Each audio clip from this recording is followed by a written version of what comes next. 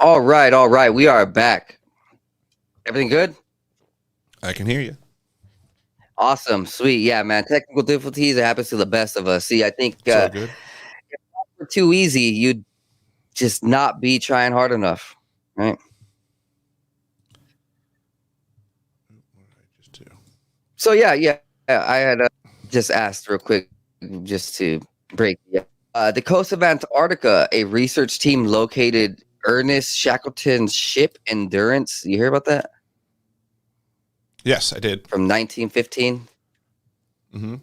Oh, cool. That's nice. Awesome. Yeah, I just happened to read that right now. Sweet. So Nice. let's continue back on with the intro. We were right at the start of this. There you Today, go. guys, we got on Eric Hecker. We are going to talk about Antarctica, the mysteries of the largest continent on Earth, tallest continent, deepest continent. Highest and driest. Uh, It's not the biggest. It's the fifth it's all, largest. well, I know. I actually think they're lying about that. I think Antarctica might be the You biggest. can think it all you want. What are you basing it on? Okay. What are you basing that on? Just the how depth it goes down. How I understand. I understand What's Antarctica the goes down depth really and width are two different like dimensions. right. All right. Well, maybe When they're let's saying go ahead largest, they're and talking about area. okay. Yeah. Hey, you know what? You're the expert. I'll trust you, brother. That's what I'm here to help you. That's what I'm here to help you out with. Yeah. I mean, straight up. I mean, Yeah. Absolutely. Yeah, man. Hey, I was there's just a go lot of ahead and confusion about Antarctica and what's going on. There's still a lot of people out there that think the world's flat. well, I don't think it's flat or round. I think that there's something lying. That there's something really manipulating what we see. I Like think there's an easy answer to that for everyone is travel and go figure it out yourselves, and you don't even have to worry about what people tell you. And oh right, figure when it I'm out talking real about the easy. visual spectrum, like how we I'm can't talking about the actually shape. It's see. round. Yeah, but if we can't see everything in the What do you mean visual you can't see spectrum, and everything? all We're right, yeah, talking like about the what we shape see of on the the stuff you could see, okay, all right, all right? right. I mean that's yeah. All right, Right? hey, No one's let's get talking back about to the the shape of intro. what you can't see. Let's go back to the intro. All right, guys. Hey, so good morning. Before all of this network interruption, we're going to discuss Montauk Project and Antarctica. So, Eric, for my viewers, can you introduce yourself? How you got started in this, and we'll go dive right into the Montauk Project. Since you are a New York native, What? so let's go ahead and mention this. You had referenced Roslyn Island and George Washington's inception to Montauk Project area, Montauk Island. So can we discuss a little bit about the history of Montauk Island? Let's go ahead and start with that. Right, that's probably a very That good works. question. So All right. Montauk is on the Yes. east Hey. end So of Long so Island. Long Island yeah. in the midsection had an area called Nassau County. On the north end of Nassau County was a township called Roslyn. It is in this area that was the start of the United States of America. The division that originally occurred was in Nassau County, Long Island, and it's split between the town of North Hempstead on the north, and the town of Hempstead to the south. And that was the separation between the new patriots to America and the loyalists to Britain. And Roslyn became the hub of the intelligence community, and it never left. Pretty much all the directors of Central Intelligence had homes either within Roslyn or within driving distance of Roslyn, out there on Long Island. And I know this because I worked in the houses. So these are things that people can't discount and take away from my experience. They can call me names and slander me all they want, but it doesn't change the path that I walked. They just don't like me saying it. I've learned a lot of stuff. Roslyn Definitely. is where it started, and it hasn't left. That's pretty fascinating that you grew up around a CIA location. See, I actually just found out about 6 months ago. Operation Echo, Operation Echelon was started here in my local valley. One of the 1940s, 1950s first CIA operations. It was like Five Eyes, right? Five Eyes just started here in Yakima Valley. It was, man, learning about this and what they do in the area and the tests that they do, it's fascinating. It's right. This Operation Echelon is right by where J. Allen Hynek would do UFO studies, and I'm sure that the military and the CIA has a lot to do with these other dimensional entities and trying to bring them out or trying to study them. And that is the same thing with Montauk Island, where there was speculatively entities or an entity. Correct? Well, yeah, I mean, they're certainly speculating. I wouldn't argue that they were speculating on things. And Montauk's not an island. It's the point at the end of an island. Okay. So you would think that these entities that very existent. The question was about people speculating on them. I'll agree that people are speculating on them. As far as that, I mean, that's up for them to prove stuff. You'd have to talk to them about that, the people speculating on it.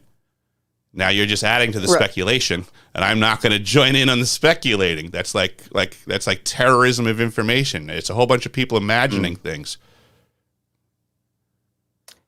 Right. Well, just the inference was that the CIA definitely and the government definitely has a huge role in these other dimensional and other entities, aspects of our life. They very well might. Well, I would believe so. If we look at this, I mean, the way Space Force hosts their insignias, their patches, they're not even like trying to just BS it anymore. They're just like showing us. Well, so what did you go ahead and your involvements? Let's say the first few steps that you started finding out about our reality, that everything was a little bit more mysterious, especially in your area. How did your eyes start opening into these other beliefs? I guess I'm not really sure. When you say start, I wouldn't really know where it started. I have a whole life of experience of things that are peculiar, that I guess it took a lot of cumulative impact. Right on. We definitely have little steps in our journey. Is there anything that's significant, like that you really started that the first like breaking the matrix, I guess you would say, for my viewers and speculated around. I guess Montauk going to and, Catholic school area. where they harbored a pedophile was kind of mind-numbing as a kid, that they said that they were going to be protecting the children for the sake of God, but instead there was a pedophile in the mix for many years. I guess that led me to understand that life wasn't really as the adults were presenting.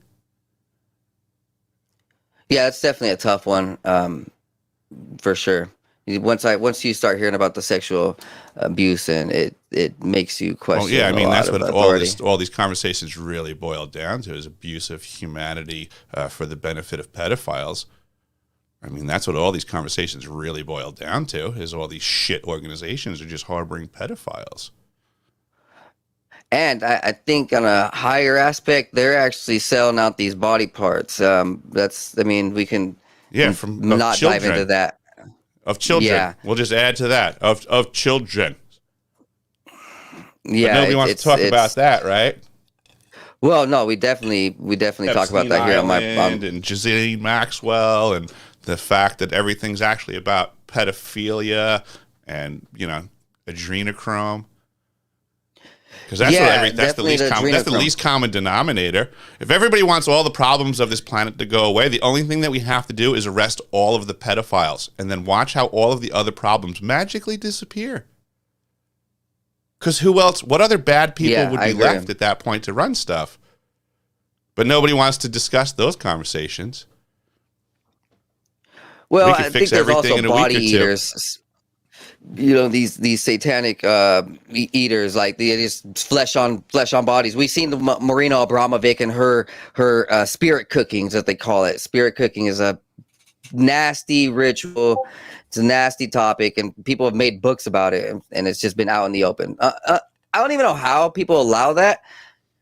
but I understand it's also in places like Louisiana where it's very common for these type of It things was to in exist. it was in pop music for years. Well, she was just 17, and you know what I mean. What do you mean? What does the guy mean when he's singing that? What about Bruce Springsteen? Yeah, these What about Bruce Springsteen? Hey, little girl, is your daddy home? Did he go and leave you all alone? I got a bad desire. What's your desire, Bruce? Oh, I'm on fire. What's burning, Bruce? Yeah, honestly, these Pedophiles that are right before our very eyes. these elites are in control of a lot, but they're not in control of everything. And when we have technology that's They're not? and information, well, I wouldn't They're say they're not in not? control of me and you and our voice right now. Our hands and what we Mm. want to do with our daily lives. There's a lot of ingenuity and there's a lot of research, right? So let's delve back into just I guess a few different things with Montauk. Sorry that I didn't come loaded with questions. That's not like my biggest thing. If I would have known that you were more of a question Joseph, person, forget loaded. You didn't have one. No, I mean I kind of did have some let's things, not go to the full. I didn't challenge you with loaded. I asked you for one. I asked you for at maximum 3 things of me that you found interesting. You came up with one. Okay. Some folks in some circles would say that you're an agent. No, I've literally just been like Tim? new to this. This is enough, completely a new skill. Putting all cards on the table. A lot of folks would say, "What agency does this guy represent?" I have been hearing that from people, my own friends. They're like, dude, because of where my mind is headed, they're like, why are you like this, bro? Like, and I've just been like, there's nothing left for us. We're literally facing the death of us in the next 5 years, 10, 20 years. If all of the World Economic Forum's plans go to fruition, that might be what they would say, but the people that I would know would say it's really weird that he seems to have so much interest without any information. Almost like you never read your folder. That's what the folks I know would say. Like you didn't do your homework. Like you got handed a folder that you didn't read, and now here you are backpedaling. That's what they would say. No, I haven't been able to. Yeah, I honestly, this is my first experience with someone who is not necessarily like a storyteller, and so would want to like have questions. So that is all on me. But fair enough. It's all good. I'm just telling you how I see it too, because that's what I do. You're good, dude. Yeah, you're good. Like it's all, dude. I've been called. I'm just letting you know. I'll be honest, brother. I've been called a time traveler. I've been called an alien by my own friends. They've all dipped because of the shit. Literally, it's weird, bro. I mean, so one of the things about why I'm into this is, so on my Twitter headline, you can actually see this on my Twitter main post. I have 2 marks right here from Alien Interactions, which I believe it's the same thing with Dr. J. Allen Hynek's study for my valley, Yakima Valley, the Yakima, UFO hotspot. It's one of the largest places in the world, right? So, that's where a lot of my interest comes into these topics. It's not that I'm like trying to just build an image for someone. Like this is all on me, man. Like I have nobody on give me a contract, right? I'm 100% independent, strictly because of the things that are above my eyes. Like I have 2 marks. It's really weird. Watch, if you want, I can go ahead and pull this up now. That's what's led me down to understanding a little bit about Admiral Byrd, him traveling down to Antarctica. So, do you believe Admiral Byrd traveling down to Antarctica and seeing some of these other lands and talking to maybe someone in a crystal city, like it was speculated? Since you're very familiar with Antarctica, I never heard anybody speculate about being in the crystal city talking to folks. No, okay, I did hear about this one. So one of the stories is that Admiral Byrd flew and his plane was like hijacked, and transported. So taken all on his own. He couldn't control it. It was just flowing, and he was taken to this crystal city. You never heard about this? Oh, so well. Anyways, continuing forward. If you haven't heard about this, Hold on 1 second. Admiral I'm Byrd's. gonna grab something. Hold on 1 second. Yeah, you're good, brother.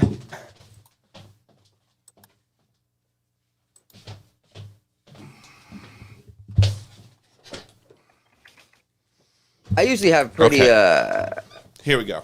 amazing questions. Sorry, this I here? didn't come loaded. Now, See this here? Antarctica, Little America. Yes, see. He was part of Admiral Operation Byrd. High Jump. Yeah. This is a really old book. Yes, This is real. This is in my hands. This isn't that speculation. is amazing. This isn't speculation. Yes, sir. Okay.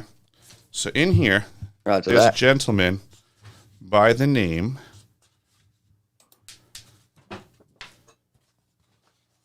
of Lloyd Berkner. Here he is in this book, okay? You want to talk about real stuff? I'm not speculating. Lloyd Berkner was part of Admiral Byrd's expedition. Lloyd Berkner then went from the Antarctica expeditions to Brookhaven National Labs on Long Island. People can research that. There's no speculating. Stuff's very weird about Antarctica. Stuff's very weird about Long Island. Stuff's very weird about Montauk, Brookhaven National Labs. But I'm actually sick and tired of people changing the subject to what people are speculating about when there's brass tacks facts to be discussed. I don't care about other people's speculations because they can't back up anything they're saying. Yeah, that's pretty much true too. It's really it's hard- annoying, it's hard actually. Yeah, it's pretty hard to go ahead and get some solid grounds with a lot of this stuff. So like, It's actually yeah, not. speculation. It's actually not No, because I for- went and I looked and for I the found the book. speculation. It's really easy Not to fake, for find out what's speculation. going on if people want to do the work. Right? Just like we were talking about flat Earth before, and people are going, how could you know if the Earth's flat or not? You know what? Move around the planet and you find out it's round. It's that simple. Get off your butt, get off your couch, get off the internet, and stop listening to liars when the truth can be found with your own five senses. This is the problem with the world nowadays, is they spend way too much time listening to conjecture and trying to divine out through other people's conjecture. Right. Lloyd Yeah, Berkner was part of the expedition. Lloyd Berkner went to Brookhaven National Labs and was part of the OSS Operation Paperclip dissemination of Nazis into the United States of America post-World War II. Yes.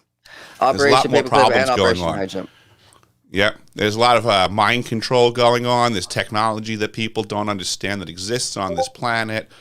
Faster than light travel, faster than light communications. That also means that we have time travel as well. These are all the things that are currently on the table and have been for decades. This is reality right now. This is what's kicking everybody in the ass every day when they wake up because they don't understand that the world that they're waking up to is in the throes of war with weapons they don't even know exist. Dr. James Giordano went to West Point in 2018 to speak to the future leaders of the United States Army to explain to them the weapons that do exist that their troops will be engaged with. And these were weapons for the battlefield of the mind.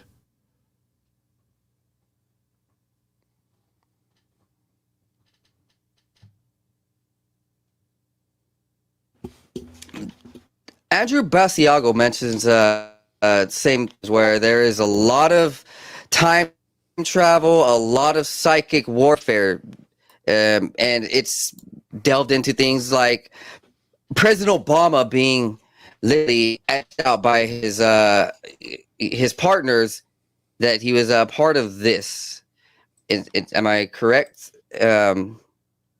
With Andrew Probably talk to Basiago Andy and his Basiago information. about Are you a that. fan of Austria? After all of that I Okay. just said, and you said you had a question about Andy Basiago, you should probably get him on the phone. Nah, I I don't don't I think I don't I can, don't but know I why you're can asking try. me about Andy Basagio right now after everything Well, that I well, just said. it's That's where your brain went. That's like, hey, let me change the subject honestly. real fast.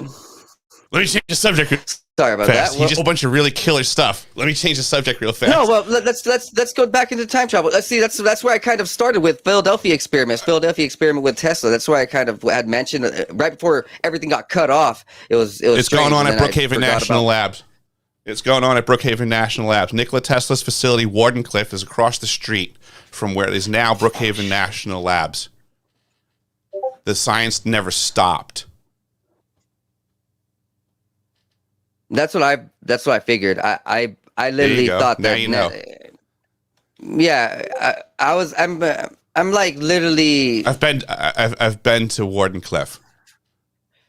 I've been to the Air Hmm. National Guard facility across the street that they say is closed, but it's actually a former Nike nuclear missile site, so I'm sure there's something else going on. And since the only thing in between the Wardenclyffe facility and Brookhaven National Labs is the former underground nuclear missile base, I mean, there can't possibly be anything weird going on there. No, I do believe that what they're saying about these experiments is definitely true. I I'm not a huge. I don't understand too much about this area yet. I'm learning. Just the last few years, I've been so like head first into this. I'm yes, I have been able to like kind of get lost in a little speculation, but this is why I've reached out to you because I figured out like there's realer people who don't want to just like bullshit and so. All right, now we're talking about time travel, a little bit of psychic warfare. Do you think that maybe that they're sending out people into the future and past? Or do you think time travel in the past is real? First of all, can you I travel to think the time past or only to travel the is future? time travel. So forwards, backwards, whatever you want to call it. I think time is something that's been completely misunderstood and misrepresented at the very least up until this point. Okay. Do you think that? All right, I've had something going on in my head. These Hmm. experiments that these scientists are doing with CERN, with Oak Ridge National Laboratory, and now this other laboratory you mentioned, are they the opposite of what's going on with the ancient stargates? In some reference, do you think that the stargates are the ancient side of technology, while ours is the newer human side? I guess. Do you think we're trying to mimic the Stargate technology? I think we try to mimic everything that we come across. Absolutely. Right As on. far as Right. as far as the rest of that stuff, I mean, that's not. It's I would say it's outside of my experience, but topics that I find interesting. Okay. Now, were these were these projects right here? Let's say Montauk Island. Was it mainly from? This is, I guess, just from me understanding it. Was there a lot of foreign influence, or was it more of a homeland thing? I think it was mostly the local American government and the Nazis that they brought in post World War II. Okay. All right. Yeah. I like to kind of get a grasp on maybe the people there. Um. Nazis Yes. and American political, military, industrial complex folks on the down low. Oh, and children that they were torturing. Right. And this is That was the that's kind. population of Montauk, which is not an island, but the point of one. Did any of these ever delve into connecting to underground tunnels? It's my understanding Eh, that there are underground tunnels out at Montauk. into the underground network? Yes, believe it. That these locations, these military locations, definitely have connections to underground networks. It All seems right. that the tunnels pre-existed any modern military installations and were being utilized by the Montauk Indians at the time that General Washington visited and commissioned the first lighthouse in the United States of America as his first act to illuminate the path. Yes, of these light bringers, they would call themselves. All right, now, oof, yeah, the okay. Brother, should we just take a quick break? That way I could go ahead and Dude, maybe get some questions in my yeah, brain. Yeah, I'll go honestly, top off. I don't think that I wrote that. I shared it. 15. That was I believe that was from John Warner the Fourth, if I'm remembering correctly. I think that was the title of something that he had written. I might have shared it and added that title to it, but the document was his. I didn't write it. I might have just like put a headline on it or something. Okay. He might have had that headline himself. I don't remember. I might have added it, but I certainly did not make the body of that work at all. Okay, would you want to talk a little bit about that? We could talk remember about John everything that Warner was and in your there. experience. It was a nice document.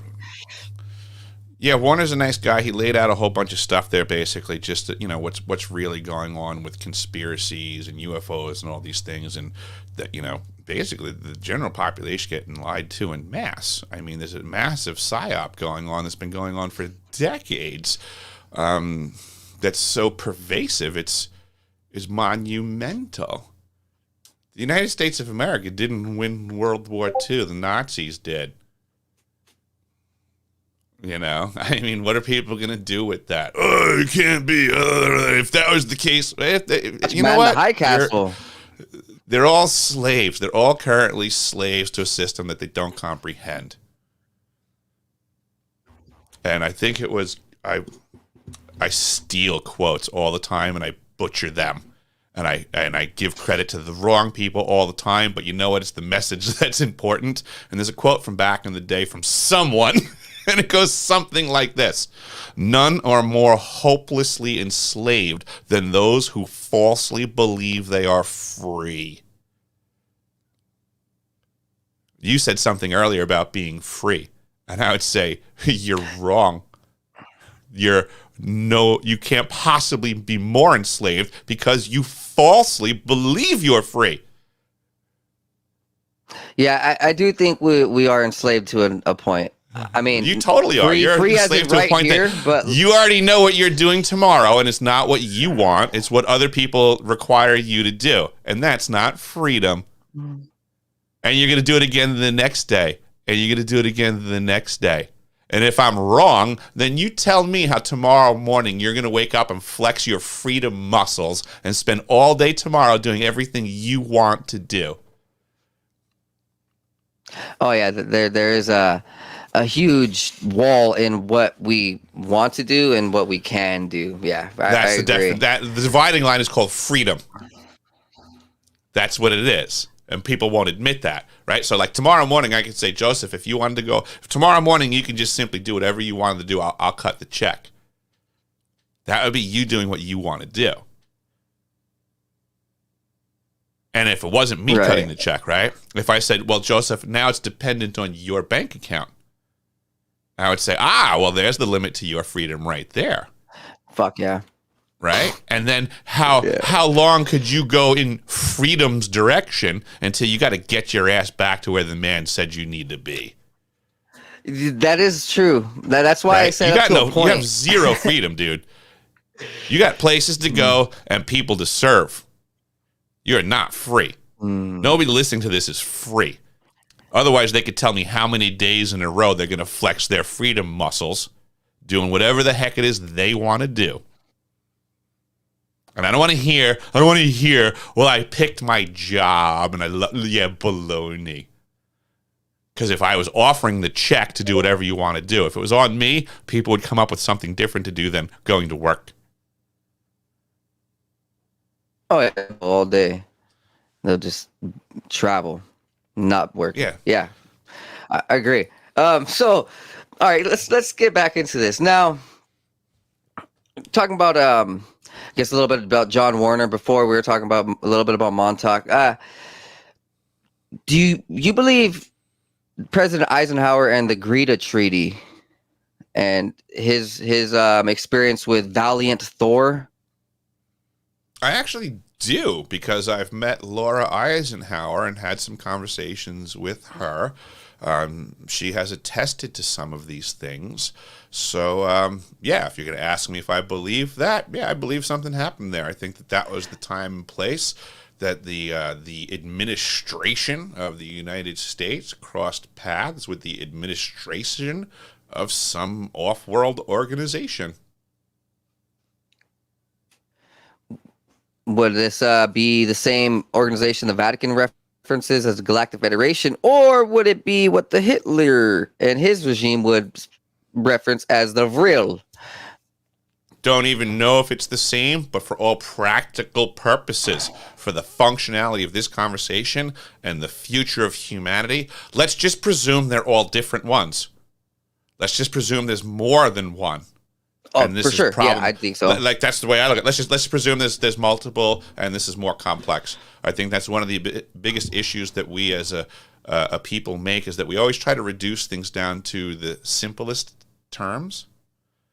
And life doesn't work like that. Things are always more complex than presented. Yeah, I do believe in the reptilian and Palladian aspects, that they are also involved. There's the other branches. I'm a firm believer. I believe there could be 10 million planets out there with human beings that look exactly like us, and they would be happy to take advantage of us. That simply exists too. People want to look at all this nefarious, all these other horror. Oh, only a reptilian could do that to us. Yeah, or a dude from Mars that looks just like us and is like, these people have no idea that I'm not with them. Yeah, that's what people think Elon is, but that's a whole different topic. Hey, let's dive back. Let's dive back. Now, you had a childhood with the Stargate project. Am I correct? Mm-hmm. You mm-hmm.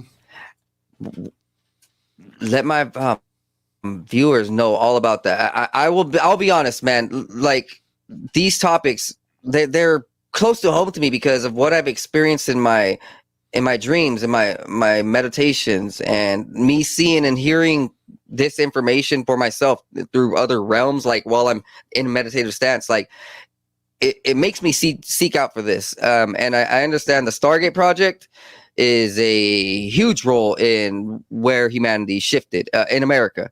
It seems like we turned everything into a super soldier program around that time, right? I guess so. I mean, I don't know. You say, tell me all about the Stargate program. It's a massive, decades, huge project that switched from so many factions so many times. They pretend it went away when it didn't. What was the inception of the Stargate project?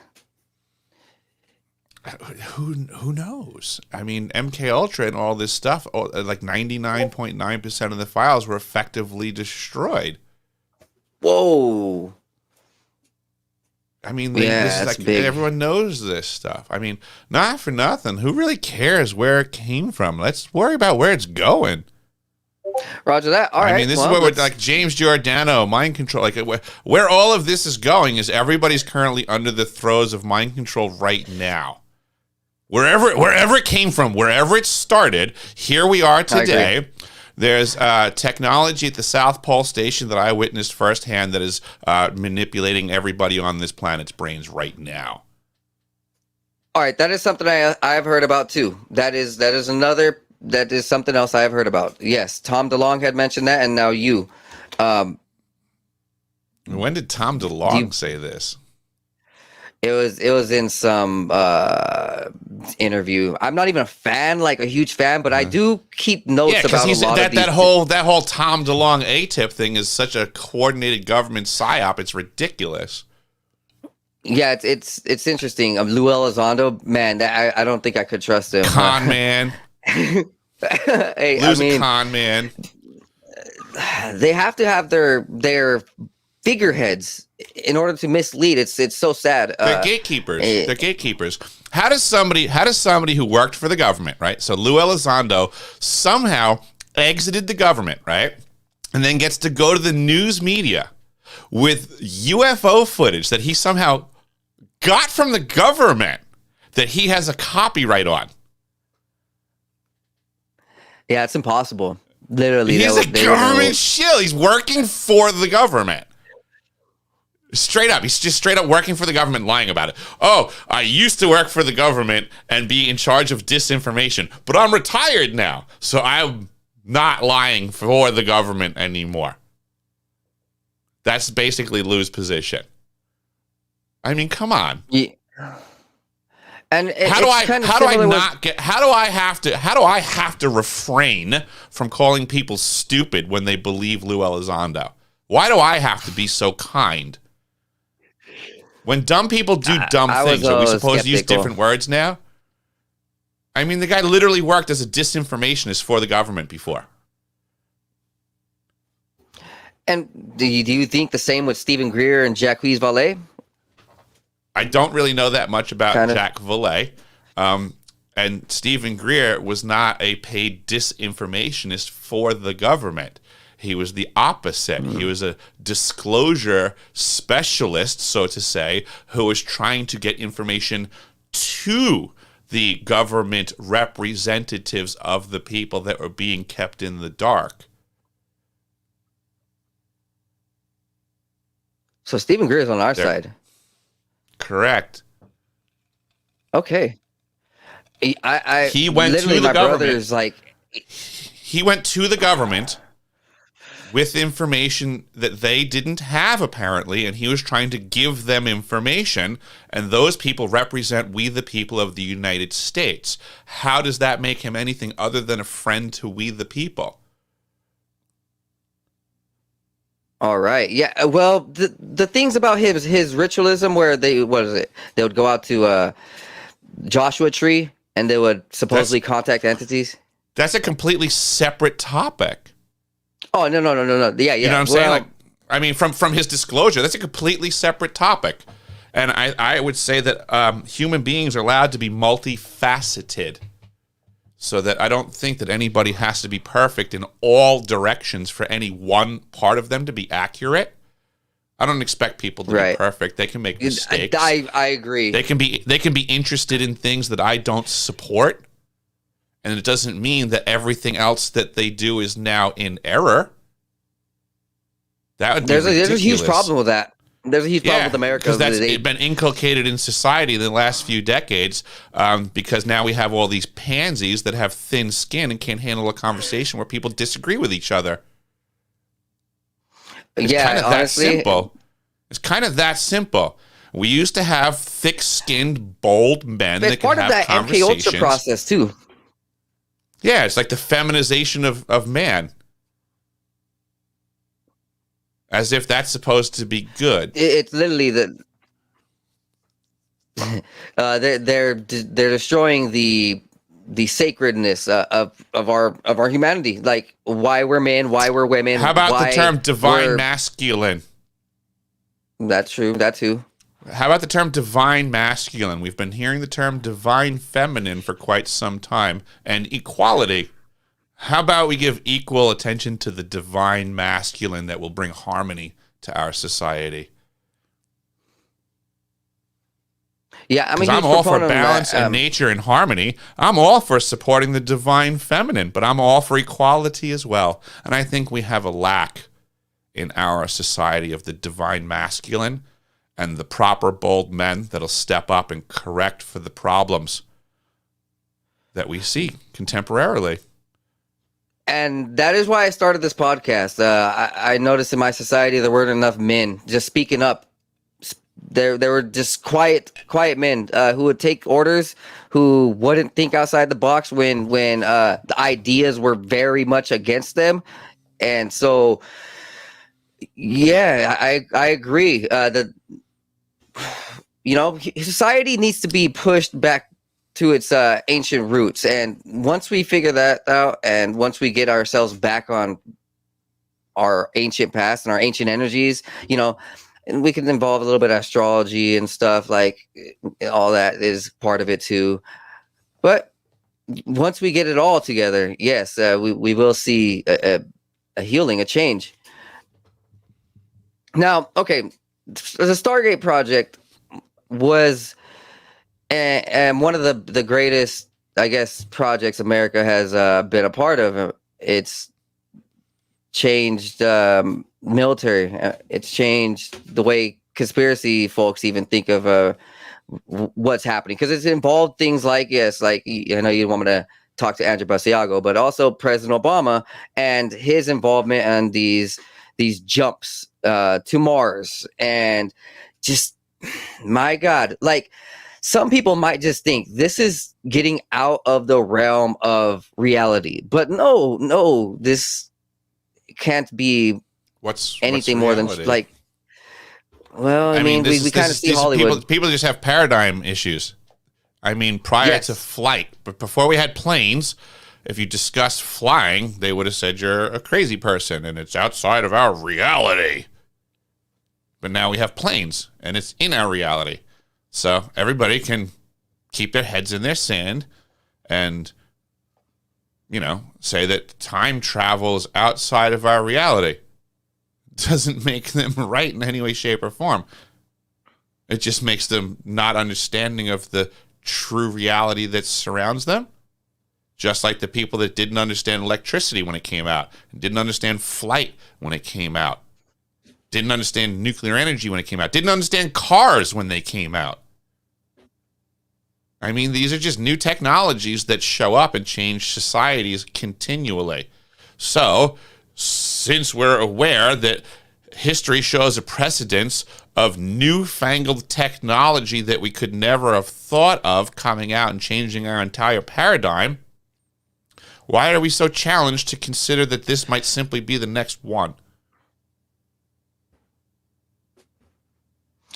That's where we're headed. Everything that we experienced in the last 50 years, it's going to now be our future. You think that we're going to start time travel is real, just like flying in a plane is real. Just like being able to drive a car, we learned was real. Just like we learned back when trains came out and science was telling us, be afraid because the human body will die if it travels more than 20 miles an hour, and we learned that was wrong. All we ever do with our science is learn how wrong we were with all of our science before.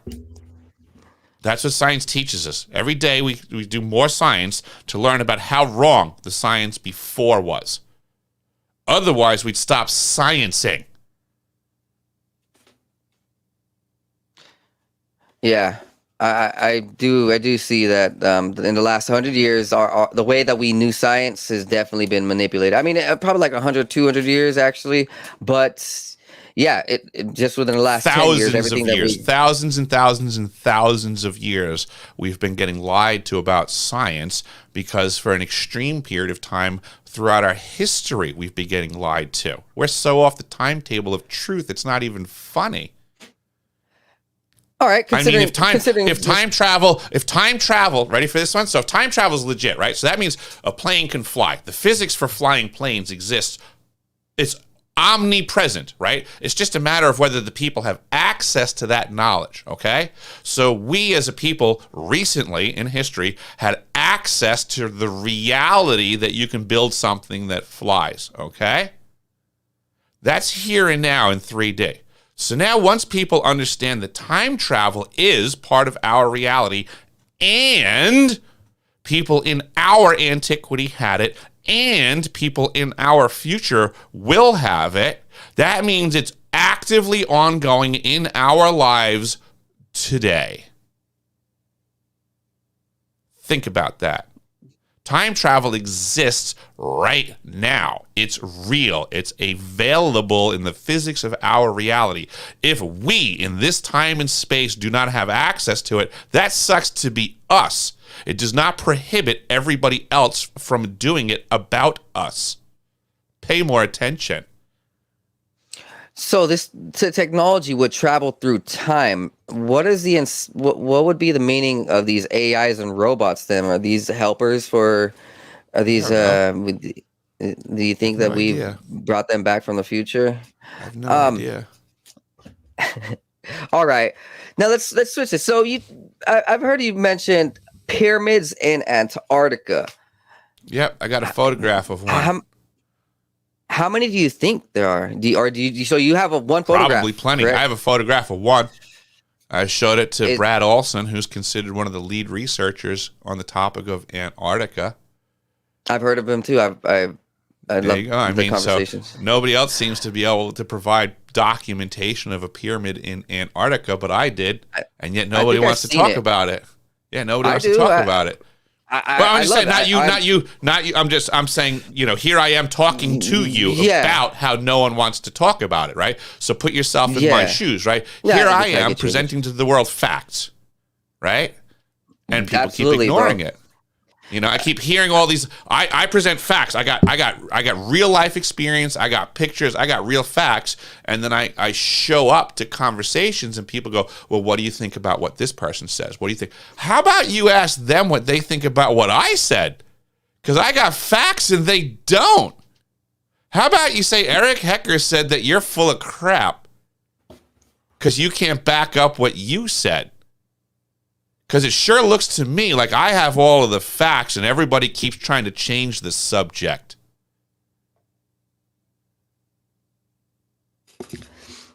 Well, let's continue it on. Honestly, I'm with it 100%. There's a mind control sorry device at the South Pole Station called the Ice Cube Neutrino Detector. There's a second one that is an ELF system. Both of these systems are individually savage and can cause horror shows across the face of the earth to the people and the geography. They are also, at least the Ice Cube Neutrino Detector is also a faster than light communications device to communicate to our fleets out in space that also travel faster than light. This is where we're at today, folks. This is the State of the Union. All of the other conversations mean nothing. They're distractions to keep you from discussing these things. You're a slave on a slave planet that's being marketed through the cosmos. How close is this ice neutrino reactor to the pyramid and the ELF reactor?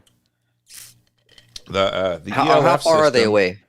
The ELF system and the Ice Cube Neutrino Detector, for all practical purposes, reside in the same space.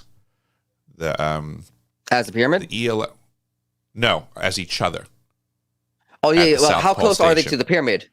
The pyramid, I would imagine, I'm trying to think of the photograph. The photograph is taken from the coast, whereas South Pole is inland. And I'm going to have to guess that they're probably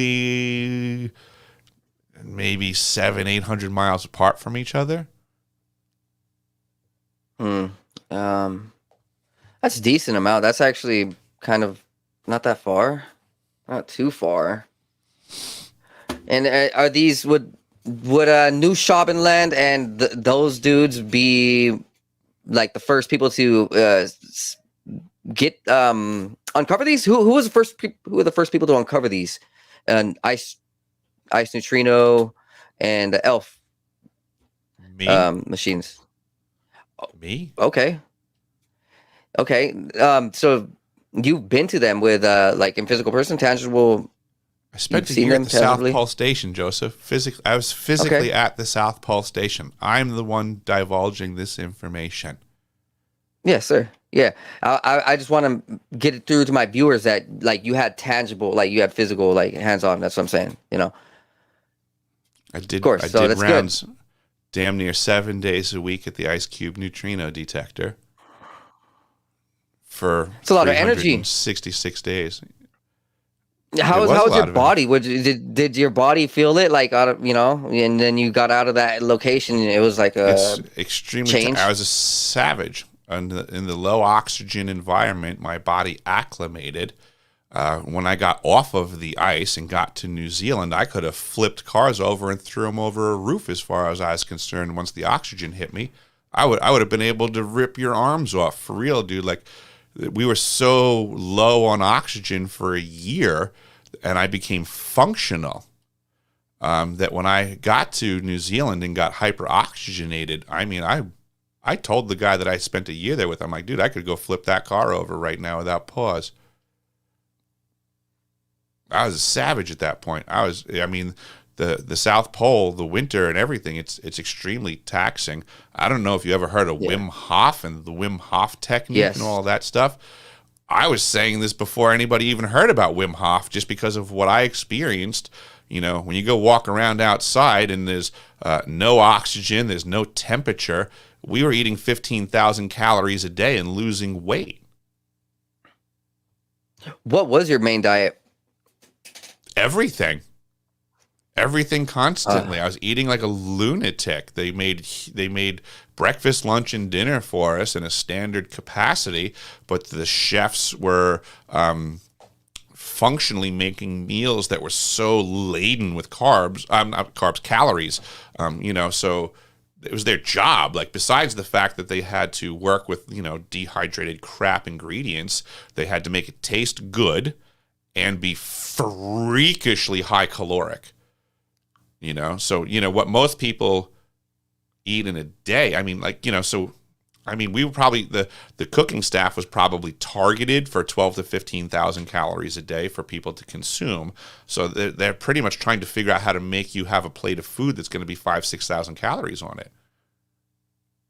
They have to cook that way, and you have to eat that way. I mean, for folks like me that were going outside, you have to basically fuel the furnace. Was part of the training that we got before we went down south. Part of the training was fueling that furnace and learning how to eat in a way that was really stocking your energy reserves. And eating and hydration. Hydration was massive.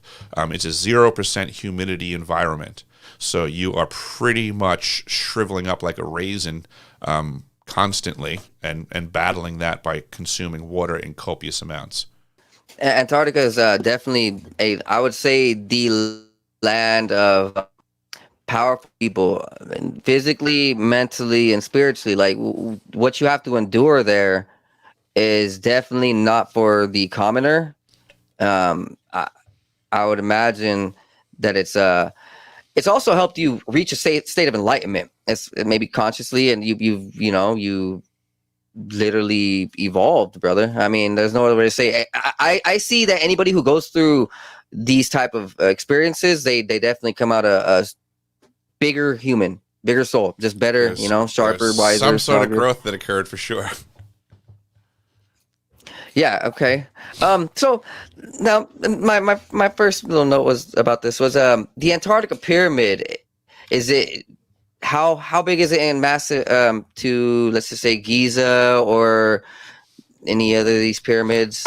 I don't really know in perspective. I have from the Antarctic program from a friend of mine, I have a massive panoramic photograph. I mean, this thing is literally, it's like 12 or 16 foot long panoramic photograph of. You have it with you? Huge. What's that? You have it with you? Yeah. Like a art, like on your wall? Photograph. Is that what you're saying? Oh no, I have it stowed right now, but I mean, it's a photograph that I possess, right? It's a giant panoramic photograph, okay, that has tons of mountains and mountain ranges in it, and they're all, it's identified. They put over it, this is Mount such and such, this is peak such and such, right? And in this massive photograph, one of the peaks, which is a pyramid in the photograph, says pyramid. So it's just that simple. Here's a photograph from the Antarctic program. People say, if there was evidence, well, here it is. Here's the evidence. Here's a photograph from the United States Antarctic program that identifies a mountain range. It shows all the other mountains in it.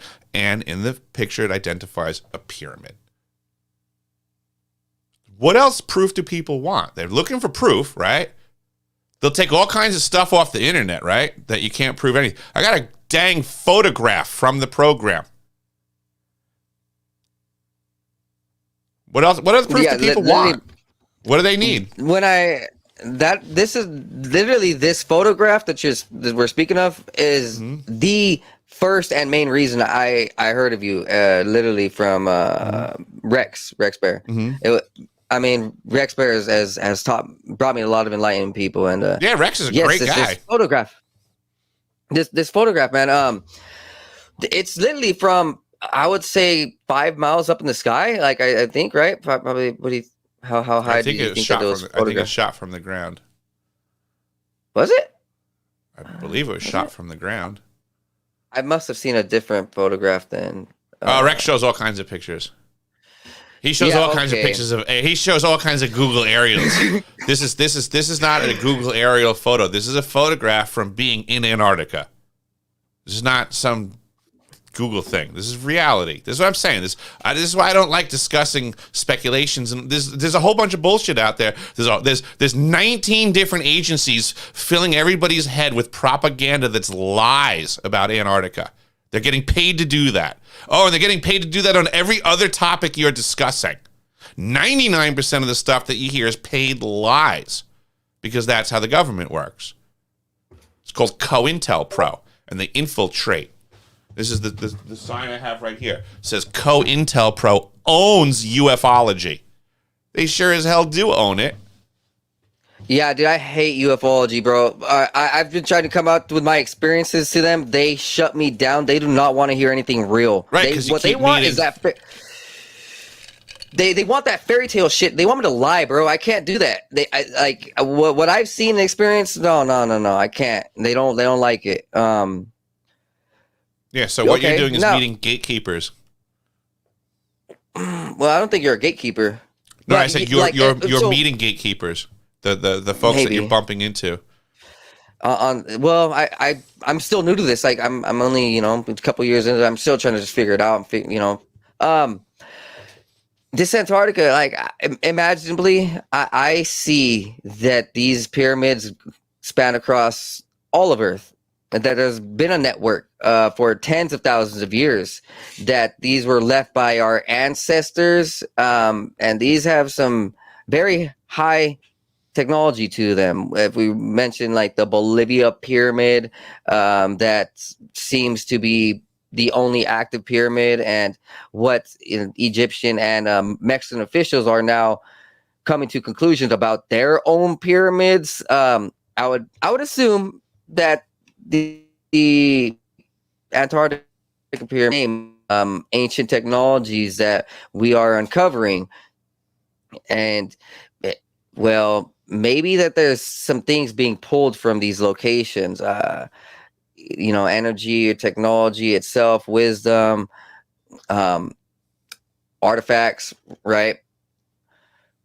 What is your thought that on the pyramids? Do you kind of believe that they are some ancient technology? I believe they're present, and I believe we should stop wasting our time on the things that we don't know, when we have actionable intelligence on things that we do. That's kind of the whole point of my experience. Like, I'm trying to let people know there's directed energy weapon systems at the South Pole Station that need their attention immediately, above and beyond every other topic. Who cares about the pyramids right now? If your brain is currently under mind control, is that not a priority compared to every other topic? Shouldn't you first free your mind and the rest will follow? Wasn't that an old song from the 90s? Right? Free your mind and the rest will follow. The problem right now is people don't seem to realize that their mind has been encapsulated, and they keep getting confused because the AI keeps redirecting their attention to something else.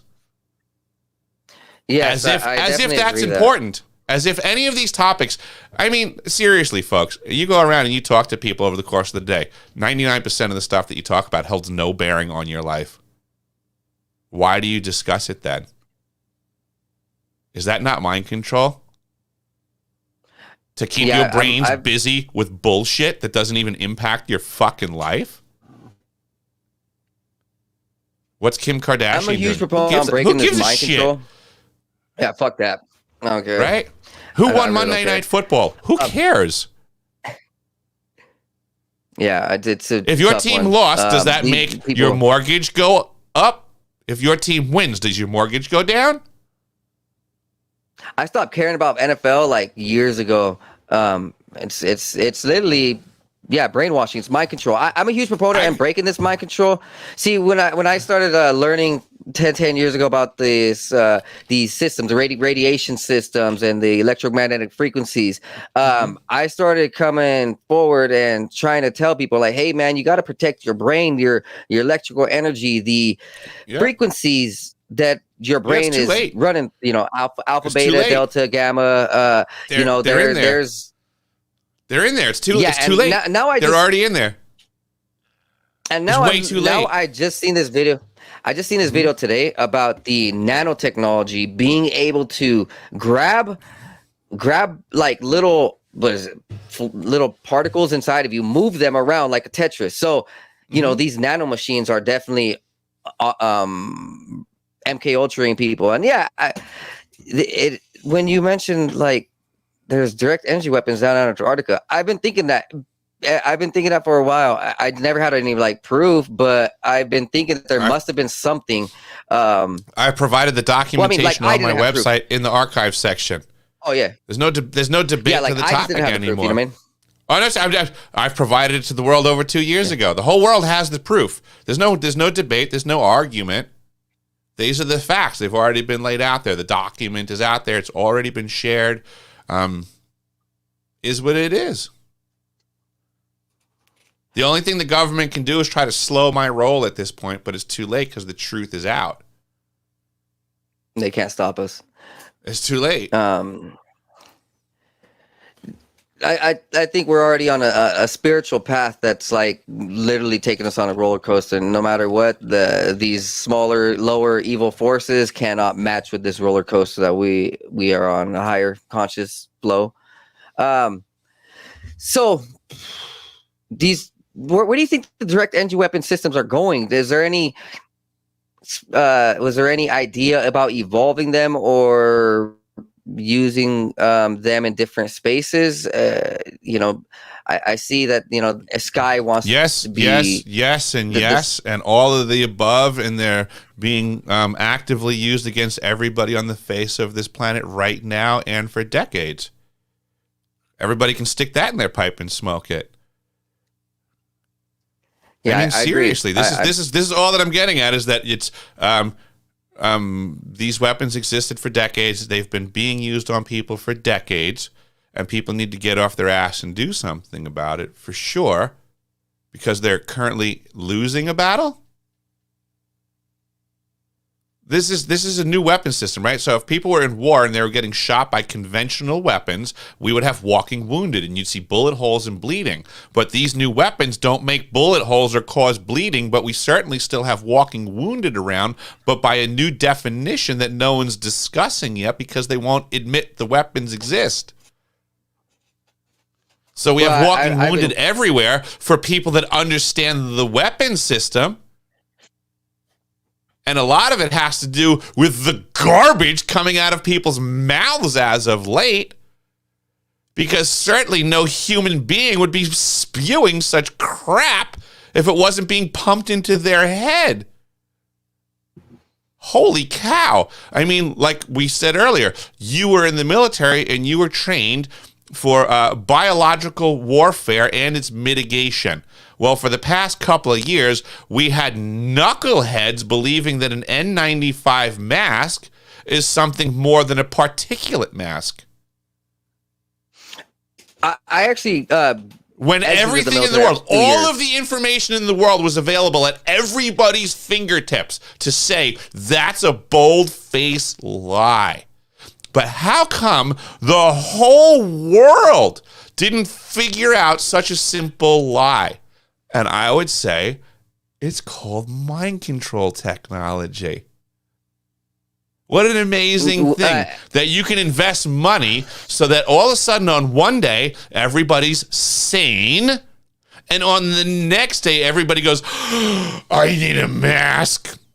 I need an N95 mask because it's going to stop viruses, diseases, and all kinds of stuff that the manufacturer says on the box that it won't stop.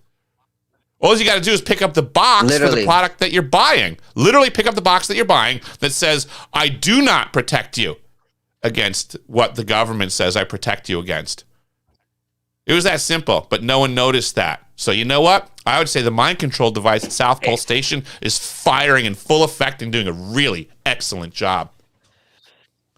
Indeed, it's been an easy thing when all these Americans are neuroplastified in their brains and calcified through their pineal gland. Their blood is literally thinner because they're not having the right nutrition, so they can't even be human. They don't have the willpower, the brain power. They don't have the muscles or just the physical biology to even elevate into these greater topics. So when neuroplasticity is here with humans, you know, through all these GMOs and all this shit that goes on and destroys all of our bodies, then these electromagnetic frequencies, the second like punch, you know, the first punch is the GMOs, second punch is the electromagnetic frequencies, and it just overrides the bodies. I personally believe, I'll be honest, I'm going to go ahead and be a little bit more like, I guess, open now. Like, I personally believe that these electromagnetic frequencies have been mind controlling and possessing people. I think that ever since the 40s and 50s, when we started hearing things about the Greeted Treaty, but we also started seeing things about Roswell and these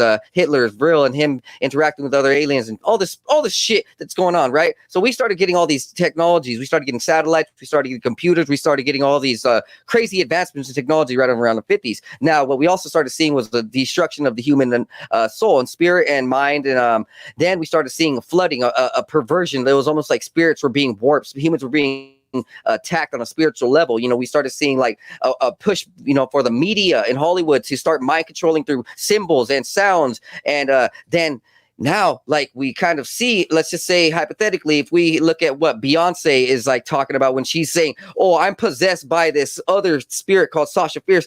And then you hear about like what is happening with aliens and like abduction cases, people being abducted and they're literally being taken over, you know, by this spirit or demon, or, you know, they have a technology implanted in them that suddenly changes them. Well, we can kind of put two and two together that somehow over the last 70 years, I think the governments have been, you know, using other dimensional entities.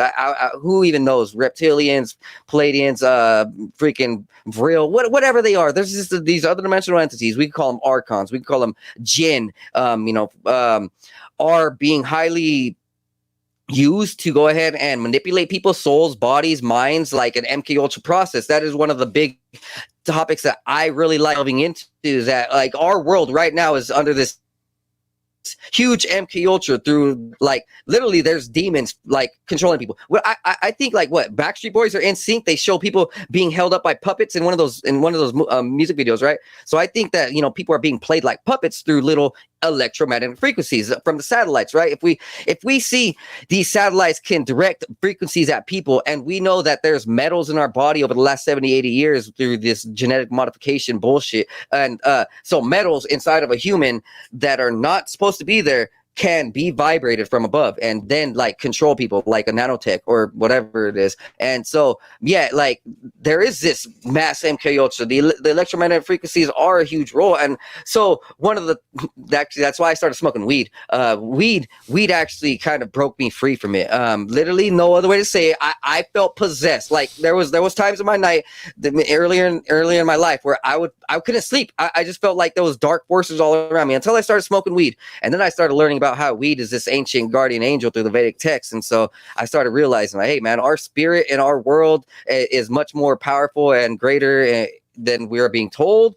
Our protection for our body is very much important. We can't just eat whatever. We can't just think whatever. We can't just say whatever. And we can't just like be ignorant. And Yeah, man. I'm 100% for this MK Ultra, and like I'm not a for it, right? I'm a for destroying it. Sorry, I'm 100% for destroying it. I've personally seen that a lot of my friends and family have been they've been through it. You see society, you see big cities, Seattle, Los Angeles, let's just say Dallas or whatever, New York. We see these possessed 1000% possessed souls. They're on drugs, but they're not moving like a human. Oh heck no, they're moving like a zombie, or something is guiding them, taking them over, and then you hear them talk. They're in like this other language, right? So yeah, man, there is this huge MK Ultra, and part of it is our spirituality. Protecting, yes, our divine masculine, our divine essence, our ancient aura. The key, the chi, the energy inside of us, prana, as some would call it. Okay, I mean that is definitely something that we should all be striving for: healing, protecting, and learning that these systems around us aren't necessarily the best for us. They're creating an illusion. They're creating a distraction, and they're also dehumanizing us from inside out. And how we combat this is talking about this. I understand that when our brain actually receives like words, so when we listen to someone through an audible book, or we speak the words ourselves, our brain collects it like a little memory bank. Like, so just hearing these words and hearing about these technologies, your brain is going to store it. Our brain is going to store it.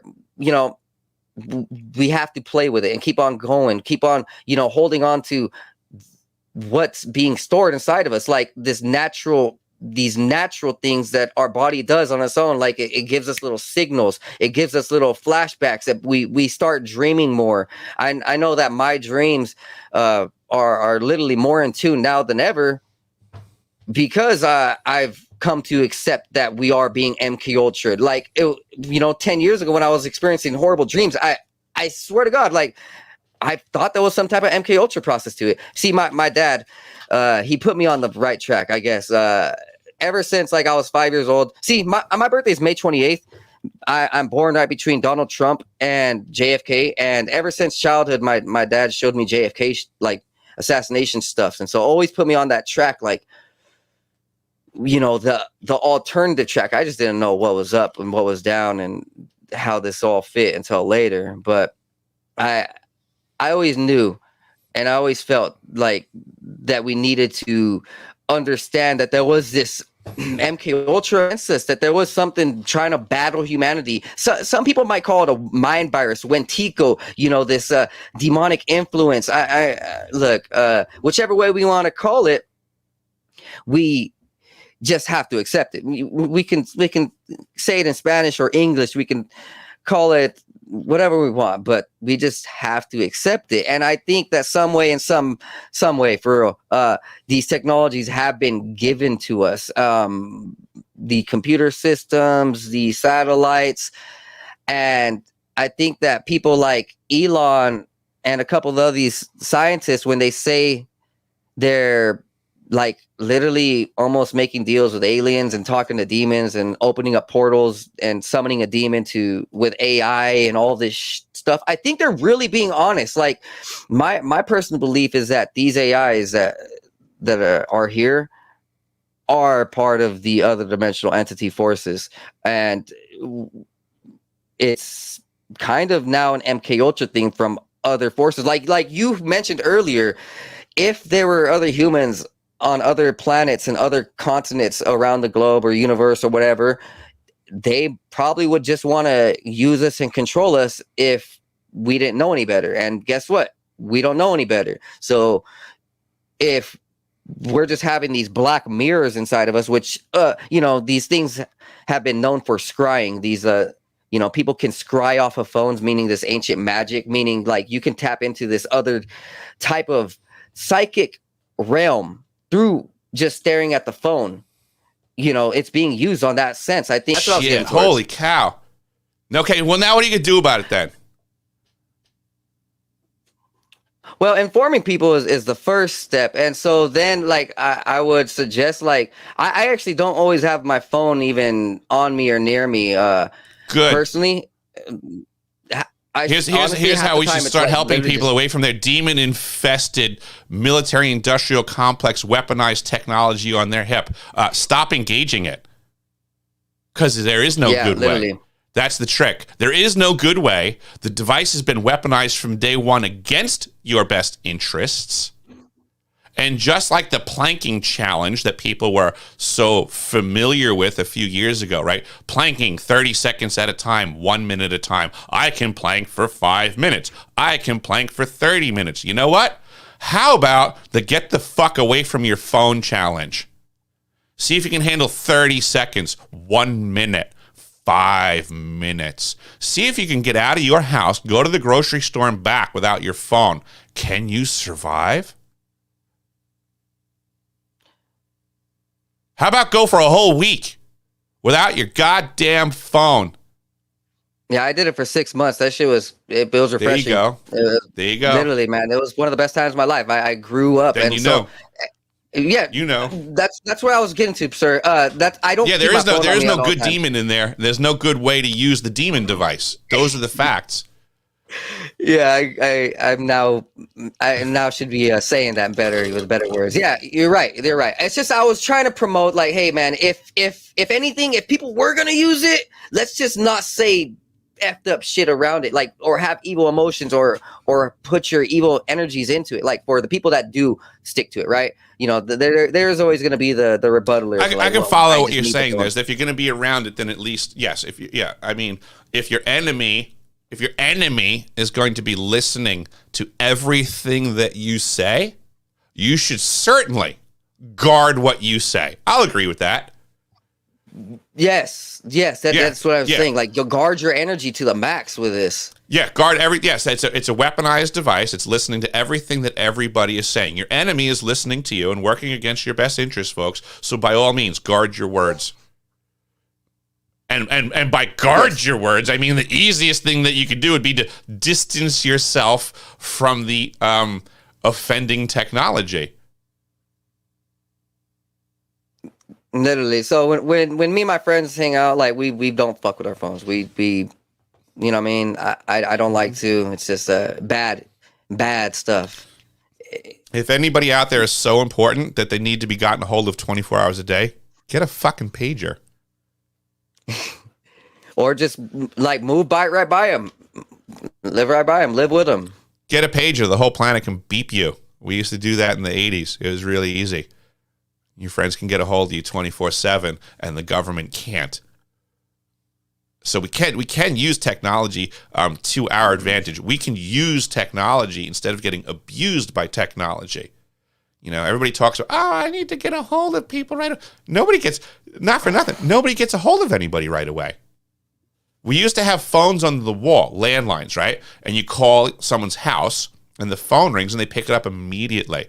Certainly a stranger might be on the phone, but it might be a friend in need. So everybody picked up the phone immediately because a friend in need might be on the phone.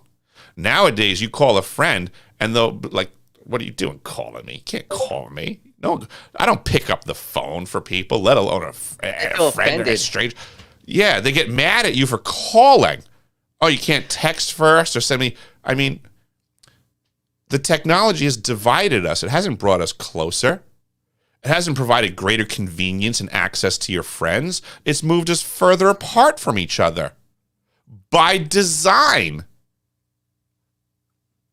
So the only way to fight back is to get rid of the weapon that's winning the war on the division of humanity.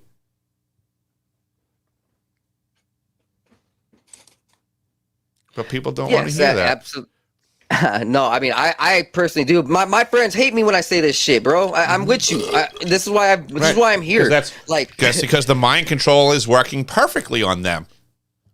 You say something that goes against the weaponized technology. The weaponized technology hears you. It's like the Matrix, and then it activates your friends like agents. You know, don't talk bad about my phone. How dare you not have a phone? You need to have a phone on you so that we can get a hold of you immediately. You can get a hold of us immediately so that we can ignore each other for days as we're trying to get a hold of each other.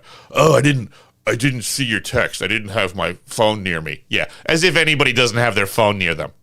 That died about a decade ago, that excuse. Oh, my phone wasn't near me. I didn't hear it. I didn't have it. Yeah. Bullshit. You saw the message the split second it popped up, and you ignored it. That's what everybody does. That's the level of friendship nowadays. Because it's this MK Ultra in the mind. They see the text in their heart. They're like, "Oh, my friend," but in their mind, they're like, "Wait, he's Democrat. Wait, he thinks this. Wait. I can't text. I can't associate with it." It's like this. Yeah, man. There's this huge. It's a dividing wedge by every definition. By all of those definitions, it was a meticulously fabricated plot that's actively working perfectly. I know because I can prove everything that I'm saying, and the only thing that does is agitate all the people that want to disagree with me that have no proof. Which effectively is just them supporting my position. Yeah, there's this problem with half of America that they want their conversation and light, and everybody else's can just F right off. If right, that's called two-party politics. It's called two-party politics, and the purpose of that, just like you said, it gets 100% of the population to only be concerned with 50% of the problem, which is the other party. So effectively, 100% of the population thinks the only issue is the other people. And that's not even true. That's like, it's probably like 10%. It's the greatest trick ever. Because none of these people had anything to do with who we voted in, and we learned that in the last couple of years. So it just has us all at each other's throats while the powers that be that are lying and wielding weaponized technology like fraudulent voting systems, they just lay waste to the slaves of this planet time and time again. Yeah, Dominion really screwed up a lot of shit. I can't believe that, As if this vote wasn't compromised before then? Right. Well, now we're seeing AI systems like doing this shit, and so it's pretty devastating. And then all right. You know what? The only reason that we know that there was corruption in the vote is because when it had been going on for so many voting seasons before, when Hillary Clinton thought that she had it in the bag because they were going to manipulate it once again. It was a big upset when somehow it got manipulated out from under them. Well, she had an idea that none of this shit would fly when she dealt with Operation Looking Glass? Is it? I have no idea what she thought on this. I wasn't there with her when she was doing any of this. Did you talk to her? No, but the stories are that she already knew that at around 2016. Stories from who? This is all conjecture and speculation. Nobody can prove any of these statements. Right. These are all This is all propaganda that's manufactured to confuse the people. We have actionable intelligence. That's not actionable intelligence. That's people playing games you're right and on keeping people. That keeps people sitting on the couches thinking that someone's coming to save them, while the South Pole Station technology is firing away and they do nothing. I've provided actionable intelligence. Get off your asses and do something, folks. There's a weapon fired right at your head. Move. Do something. Figure it out. Do something. Have an action to this information. Study. Figure out what I'm saying is firing into your head. Learn about ELF waves. Learn about directed energy weapon systems. Do something. Doing nothing accomplishes nothing 100% of the time. And there is a lot of investment into humanity sitting on their butts and doing nothing right now and convincing them that nothing is the next best option to do immediately. I am opposed to doing nothing, but I will not tell you what to do because you are free people. I'm going to tell you to stop listening to what everybody else tells you and do what you need to do for your intellectual freedom, let's just say. Because you don't have it anymore, and you don't even know it. I definitely suggest crystals, gemstones, using the natural energy of Earth. For me personally, once I started using crystals, the energy in my room, I will say it shifted, because look, I was getting cold vibrations. There's a graveyard that's about half mile away from me, so I do feel spirits. Before I started putting crystals in my room, I would just feel wandering energies, I'll be honest.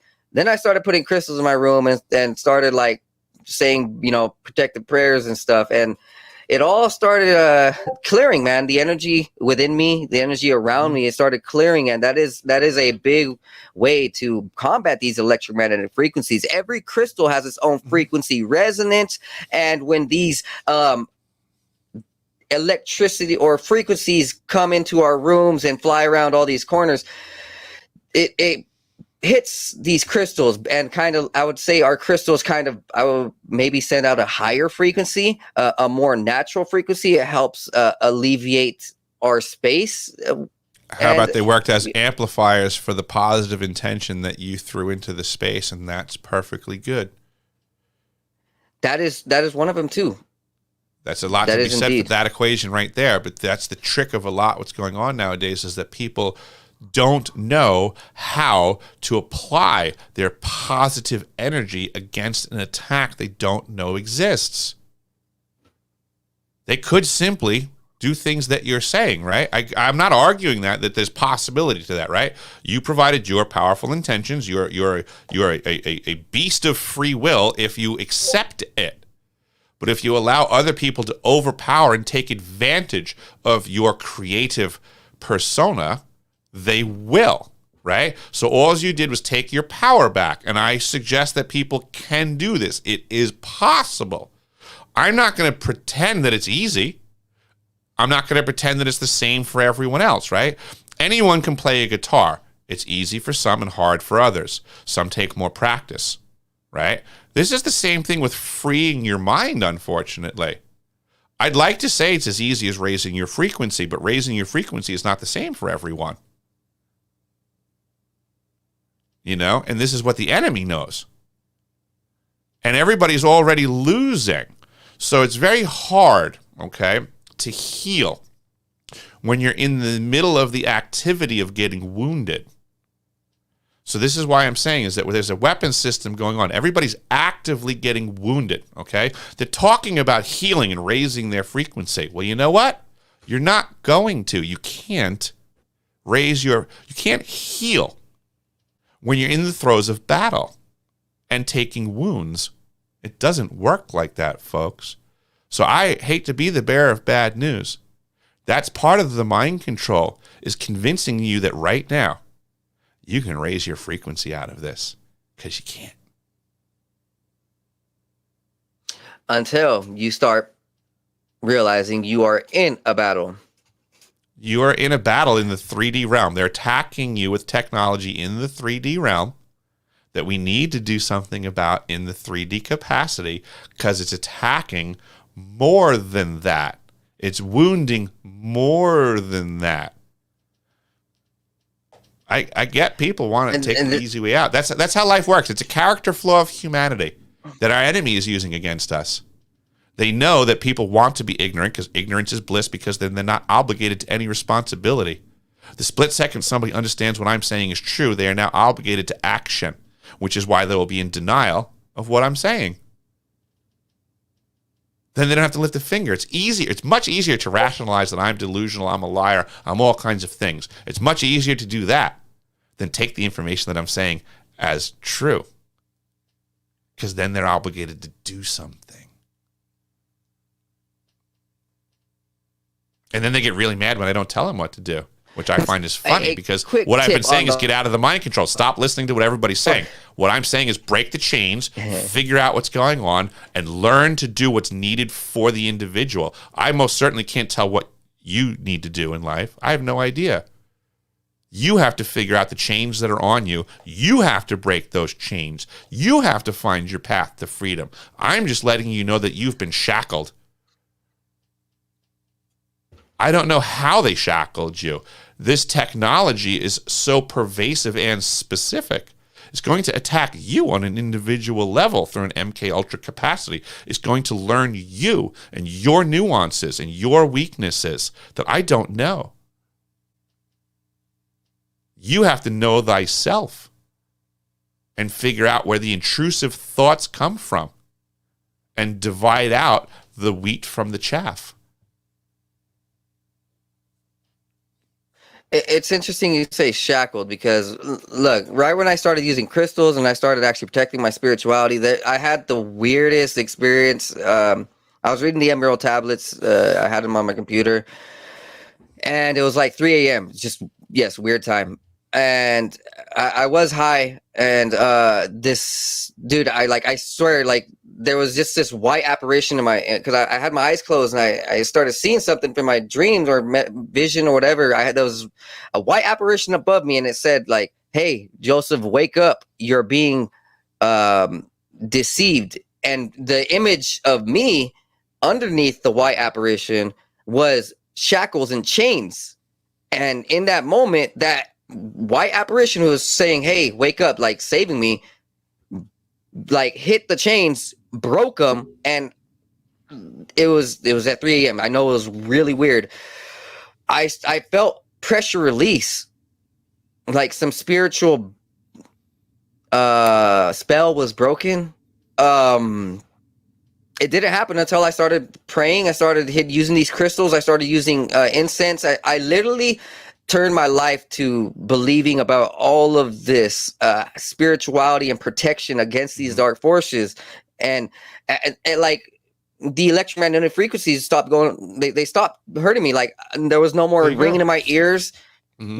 There was no more like battling sleep paralysis, sleep trouble. And that's for you to figure out, right? Like I would never be able to say, "Hey, Joseph, you know what you need to do? Get some crystals, do this." I don't know that that's the medicine for you. I don't know that that's the medicine for everyone. Maybe for someone else, it's not crystals. Maybe for them, it's going for a hike in the woods. You know, maybe for someone else, it's putting their feet in the river. But whatever it is to disconnect from the technology and reconnect with who thyself is, whatever it takes, it's up to the individual to know thyself. Because there's technology that is certainly doing a very good job of confusing us on this topic. And for a lot of people, it has to deal with food, meaning the food they eat is literally making poison. Their brain shut off. It's shutting off their neurons. We have 3 trillion. It's not, bro. It's really not. The vast majority of stuff in the grocery store isn't even comprised of food anymore. There's not any natural substances or ingredients to it. Right. It's all lab made. Mm-hmm. It actually destroys the anatomy of the human. Once they come out with it 10 years later, it's like, well, this chemical just happened to give Alzheimer's. And a few years ago, there was I forget which potato chip company had it, but there was some freaking ingredient that they had called Olestra. Was an ingredient in the potato chips. It said right on the bag, Olestra removes from the body, right? When you consume Olestra, it removes from the body the vitamins A, D, E, and K. K is important. Yeah, so is vitamin A and vitamin D and vitamin E. I mean, A, D, E, and K. You're telling me you make a product that removes those from the body? Like, who the hell would think of such a thing? Like, who cares how good it tastes? It literally, like, it's a denutritional item. It takes nutrients out of you. No, and people can't figure out what's going on in this world. Let's hit a quick little note. Like, so Antarctica, there's a movie, Aliens vs. Predators. It deals with Antarctica, and it also deals with aliens. It deals with aliens, and I just had this like weird ideas over the last few years in my meditations that these ideas of face huggers wanting to get inside the body, it's kind of what's happening with the GMOs. I mean, if let's just say if an alien wanted to take over a human, they needed to first destroy the anatomy of the human. So inside out, everything needs to be dead first. So all these ingredients, I could imagine if there were. We could go on in this direction ad nauseum, because when you're saying about aliens wanting to take out humans and invading and stuff like that, well, first and foremost, we got scope and scale questions. How big's an alien? What if they're microscopic? And I was going to say that it could be literally as it were in the Greek days, fairies taking over and possessing, raping humans. This is doing.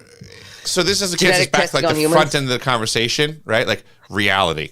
What the fuck is reality? Everybody, that can't be. That's not real. That's ridiculous.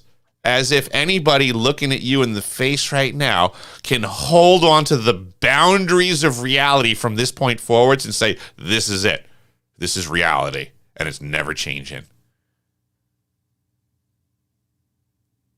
Did you ever hear anything about like the Gnostic senses of this Earth? How there's multiple realms? Like I'm very well read. Yeah, absolutely. Yeah, Gnostic texts and all that stuff, and the Essenes, the Nazarenes, where Jesus Christ actually came from. Yes. Yeah, Jesus of Nazareth, as if Nazareth is a place. Where's Nazareth at? No idea. I don't even think that it's not a place. The lands. It means Nazarene, which means like that he was an Essene, not Nassim. It's not Jesus of Nazareth. It's Jesus. It was a translation issue, and it was a reference to him being Nassim, not Nazarene. I'm very much in tune with the Essenes. I like it. I actually prefer these ideas of religion and spirituality in our ancient past. The way that it is portrayed these days is so black and white, so left or right, and so that's dry. The scam of the enslavement, is that we've just been lied to about every aspect of our entire history. So in that level of confusion, there is technologies that exist right now that are working against the population of this planet for the benefit of the minority that are doing the manipulating. I'm getting a phone call real quick, sir. If you want to continue on, or just hold. That's all good. I think it's my doctor. Do it up.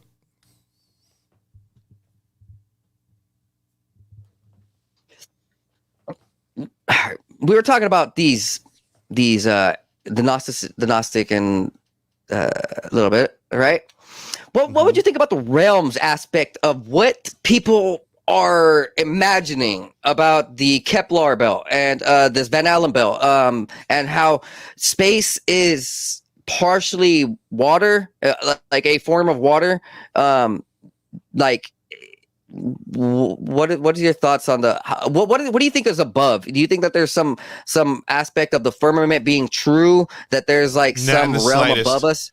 No, not in the slightest. The firmament stuff is as garbage and baloney as flat Earth stuff.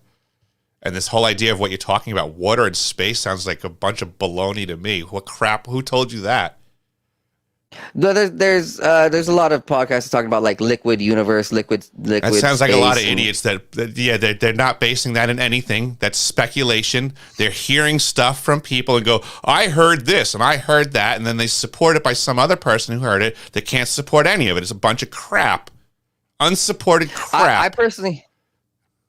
I personally like to question everything. So everything. Like I'll question. Yeah, those people should be challenged harshly, because there's a lot of disinformation and misinformation. It's ruining it for good conversation. Those people should be slapped upside the head.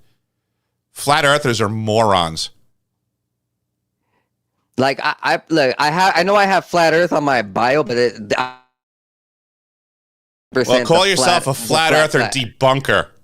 If you're looking into flat Earth, say I'm a flat Earth debunker, or you're a moron. That's what flat earthers deserve. Flat earthers deserve to be ostracized for being idiots or agents. Take your pick. There's no in between. That's an interesting one. There's no in between.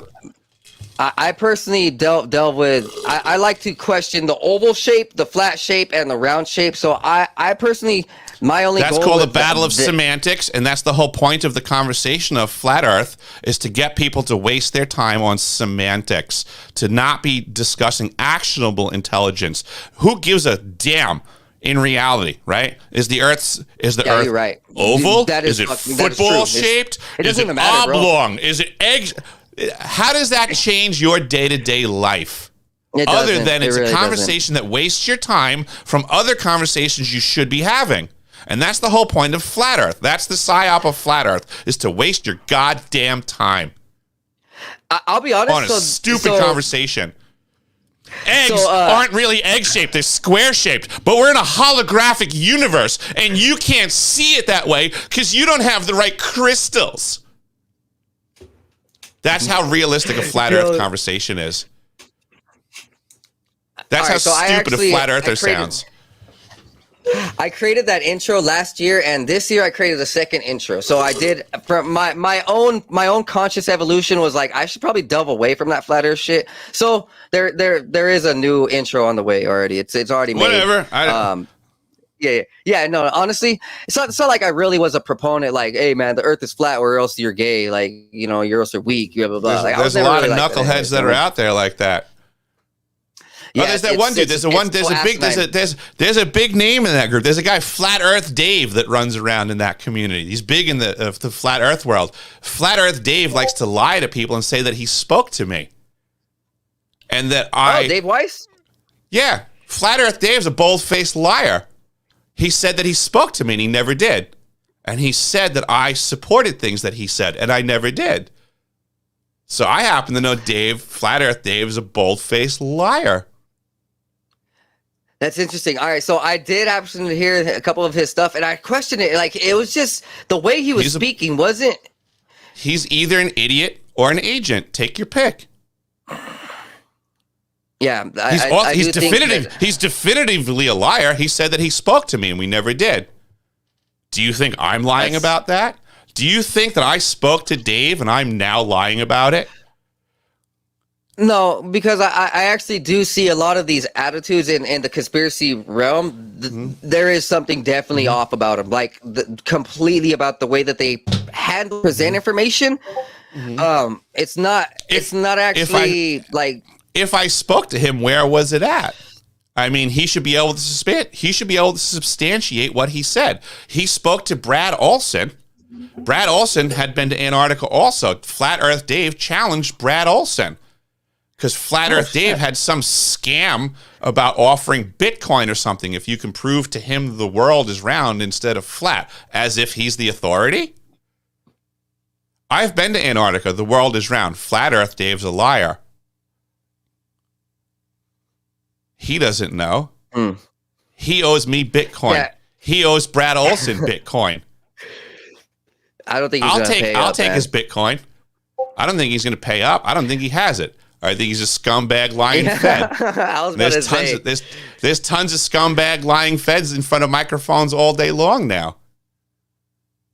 Yeah, it's pretty sad. Especially, and then you like actually try to enlighten them with information. They freaking just shut you out, bro. They don't want to hear anything actually true. They don't want to hear. They don't want to hear from the people that have the actual experience. So F them. You know, that would be like if someone jumped in the ocean. If you've never been in the ocean before and the guy that jumped in the ocean said it's really wet and you go, I don't believe you. I think you're a liar. Well, if you never jumped in the ocean, who cares what you think? Yeah, that's why I'm doing my own thing. I don't care that I don't have like 10,000, I spent a year at the South Pole Station. I spent a year at the South Pole Station. I witnessed how the sun actually works. Not the bogus way that folks like Flat Earth Dave like to lie and pretend it works and try to purport lies against the people of this planet. I've seen how it really works. It doesn't matter how many lies Flat Earth people say. I've seen the truth. How many days a year does the sun position itself over Antarctica? per year? It takes 365 days at the South Pole Station for the sun to do what it does everywhere else in 24 hours. That's a big Holy problem shit. for flat earthers. It's a big problem for flat earthers. So when the sun went away from me for half a year, where'd it go, according to the flat earth model? Where was it at? Was it under the planet? If it was under the planet, how is it sunny for everyone else then? Fucking idiots. Yeah, and especially the way, personally, when I look into that flat Earth, all of it, there's so many different views. It's pretty hard to even like actually get a good representation There's not so of many what they're even different trying views. to talk about. There's No, one view 'cause- that's 'cause, I mean- correct. There's one view that's correct. The Earth is round. And then there's a consensus that the Earth is not round, and those are all wrong. Well, so you So it doesn't mentioned Dave matter. It Weiss, doesn't matter that there's so many views that they try to confuse the right opinion, right? It Okay, doesn't I see what you're matter saying. if there's one thing that's right? If there's a million reasons that are wrong, and you're sitting there getting confused and caught in the million reasons that are wrong, instead of just understanding what's right, you're getting caught in the mix. That's the whole point of this. The whole point is to not address any of those opinions because they're all a waste of time. Well, If you for our can't viewers, figure that it's out actually good. immediately, if you can't figure it out immediately, you're a fool or an agent. Yeah, our viewers definitely need a bit of understanding on this because so many people hear about flat They Earth. sure They do. just like literally, it's they're everywhere. like It's lemmings. everywhere now. Yep, It's exactly, because everywhere now. it was well invested in. Just like McDonald's, right? You think of buying a cheeseburger, you think about getting a McDonald's cheeseburger because they spent a lot of money making you think that. It's called propaganda, hate folks. McDonald's. But you know what I'm saying? McDonald's I'm just just, saying this. Coke, Pepsi. You want a yeah. soda? What kind of soda you want? What do you think Same of, Coke shit. or Pepsi? Right? You Same don't, because there's money invested in the brands that you're going to think of. Flat Earth is a fucking brand that was invested in, like Nike. And people are discussing a brand that was invested in because someone invested more in that than the concept of round Earth. Well, then the question is, well, why did they invest in this conversation this way? These are the conversations people should be having. Any other pancake planets out there that we can see? Anybody got a telescope? No? Cool. So it sounds like it's a crap story. Yeah, I don't think that the planets were ever flat either. Personally, that's not even my like. Everybody talks about I you agree can't that- argue. Everything No. in science is about replicating stuff, right? You got to replicate stuff in science for it to be true. Okay, so a planet can be flat, we're being told? Cool. Do me a favor. There's fucking 10 trillion planets out in space. Show me a fucking flat one. Yeah, I was never really Idiots. into that. Fucking idiots. Hey, so all right, let's dive into something. You mentioned off-world bases. Now, I did? your time. Well, I believe like you mentioned that there's so there's space. There's spaceships out in orbit. And there's Communications. things going on. Mhm. Right. Would you correlate that with Gary McKinnon's data of there being Yeah, absolutely, off-world 1000%. bases? You know. Yep. 1,000%. Yep. Gary McKinnon identified that there are an off-world fleet or two out there and captains, and I would absolutely say that the technology I found at South Pole Station is the technology to communicate with them. All right, dude. Like Gary McKinnon was one of the first documents I've seen in school. I was actually in school in my high school class, and my teacher was like, "Hey, what are you searching?" My friends were like, "Why are you like the nerd?" And I was just like, "You don't know what I'm dealing with." And yeah, bro, literally. Yep, I would put my information right there Gary- with Gary McKinnon's information. Gary McKinnon found an off-world fleet, and I found a device that communicates with them. It's located at the South Pole Station on this planet. This is how we communicate off-world.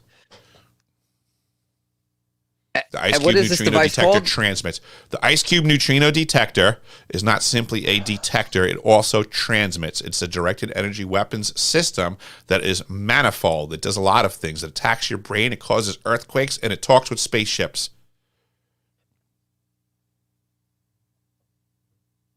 does everything.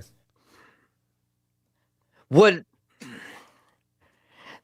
it said it communicates? I know Carl Sagan tried to lead some communication. Do you think that was it was a joint operation and what he was trying to do with the military? Or do you think he was trying to do something different? I have no idea what he was up to. Okay. It was in the 70s, I believe. He sent out, like a message. No, this is in that capacity. This is completely different. You're talking about sending out a random transmission in hopes of a return. That's not at all what I'm talking about. Okay. Yeah. That's what I was asking. We have a fleet that we're communicating with. It's not random communications. It's like if you're in the Navy, right? If you send a ship out to sea, you want to be able to communicate to shore, right? Yeah. So right. So if we send ships out to space, we want to be able to talk to them, right? Yes, indeed. There you go. So I found the communications location. It's at the South Pole. Deal with it, folks. McKinnon was right. There are spaceships out there, and I'm right. We have to talk to them. I provided the documentation. The facility's at the South Pole.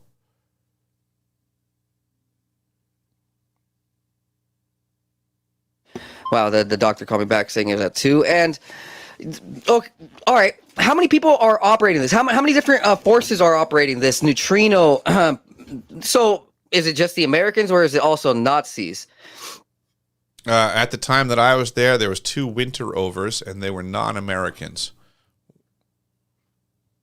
One was German citizen, and one, I believe, was Dutch. All right.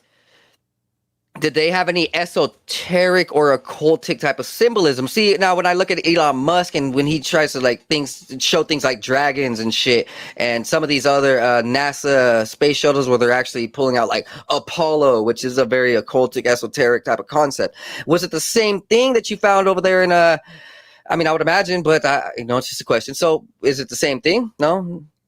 There wasn't any real esoteric aspect to what the scientists were doing, I don't gather. No occultic type of naming or stuff. I mean, nothing jumping out at me to the top of my recollections.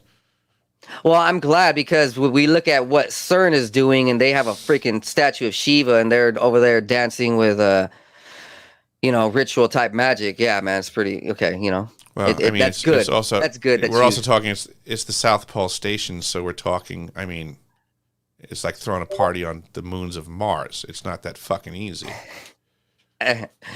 Well, yeah. But there is some crazy guys over there that around the world that just don't even care where they party. They'll party anywhere. These elites. I've been there. Yeah, honestly. I tried New Year's at South Pole Station. How long did you spend over there in South Pole? 366 days straight in Antarctica. And was that your only time there? Correct. Oof. Do you feel like let's just say when you're stepping onto the first couple of steps of that continent, do you feel the release of pressure like that? Let's just say you know that all these frequencies and stuff aren't really like flooded like a city in Seattle or Los Angeles. Like, you step down into those cities and you just feel flooded with energy. It's a freedom of energy over there. There is an electromagnetic difference. I would say that I've witnessed that in my life before, that you can tell when you're in a city and you have that level of, I like how you put it, like electrical pressure. I was in New York post 9/11 when they had that big blackout. And I can tell you it was very tangible. I was inside a customer's house at the time, and when that grid shut down, I agree with you. I instantaneously felt the release of the electrical pressure, is a really good way of putting it. It was calming. Even though the world went into chaos instantaneously. Yeah, even though the world went into instantaneous fucking riots where I was at, I still felt calm like a bomb because that frequency was off. And that's part of the warfare against us. If we can't have electrical freedom, and if our bodies are in a very compressed electrical state at all times, it's going to be easy to have warfare against us. We can see that over the last 80 years. If not being the antagonistic device or the what do they call it? The instrument of injury or something. There's a lot to be said that these technologies. So I'm telling you that these systems turned on, right, and they're being worked against us. There's a lot of science that suggests that in and of itself is medically harmful to the people of the planet. These different frequencies and technologies firing up, so much so that there's a lot to be said for the Spanish flu and the diseases that happened way back when. Were because we came out with a new technology called radar, and we're using it all over each other, and the new radar was causing mutations because the electromagnetic field that we were previously living in was untainted and unmanipulated, but now we start firing up all these radar signatures all over the planet, and everybody starts getting ill. And the stupid Western medicine that has no clue from their asshole, from their elbow, certainly wouldn't be able to figure out what's going on with the new technology. And this new technology, we hear a lot about 5G. I've actually heard that this new technology, it literally makes 5G look like a little pebble. And it's so powerful that these higher... It doesn't even, that is actually a bait and switch, and it doesn't even matter because that whole game, right? That whole con game is this. There's this idea, right? Everybody, when 5G rolls out, we're screwed. When 5G rolls out, they're going to be able to do all kinds of horrible things. That when that 5G and now you're saying that when the thing after 5G is the really, that sounds terrible too. You know what that con game is? That's to make you think it ain't going on right now. That's to make you think that in the future. But I'm saying, I'm sorry, I'm using a collective you, the people listening, right? For all the people out there, this trick is to make all of you out there think that the threat is down the road and not happening right now. From the day that cell phones came out, they can do all of the things that you're concerned about 5G doing in the future. It's always been going on. Look at how now people laugh. People laugh now when pop-up ads come up on their phone because of something they know their phone was listening to. Okay? So here's the new thing, folks, that your phone has the ability to give you a pop-up ad. Not that it can listen to every word you're saying. From day one, the phone's always been listening to every word you're saying. That's the weaponized technology. It's always listening. It's always learning. It's always metadating. And now they're using these AIs to collect all your data and build this artificial intelligence type of clone of you. Now, well, yes, it's been used for a while. It's been going on for decades. We're all suffering this. We're all losing this battle. Yeah, for our common viewers, but it's becoming more apparent that right now there's this huge database getting every single one of your tendencies, creating this online profile like this avatar that, and I would imagine every app on every phone, that is the primary purpose of it is data gathering for how we function. And the secondary purpose will be what they present it to the end user for. But you're right. It's checking preferences. It's doing keystrokes. It's logging. It knows when you look at something for how long. When you scroll over it and pause, it tracks that. When you look at something and go away really fast, it really wants to know that because it hates when you don't like something. And it wants to know how to keep your attention longer. Every second of everything you're doing is being tracked for the express purpose of understanding how your attention span works and how to hold it longer. And they're also using this to predict your future. In these new AI algorithms, they are openly saying they want to predict your future.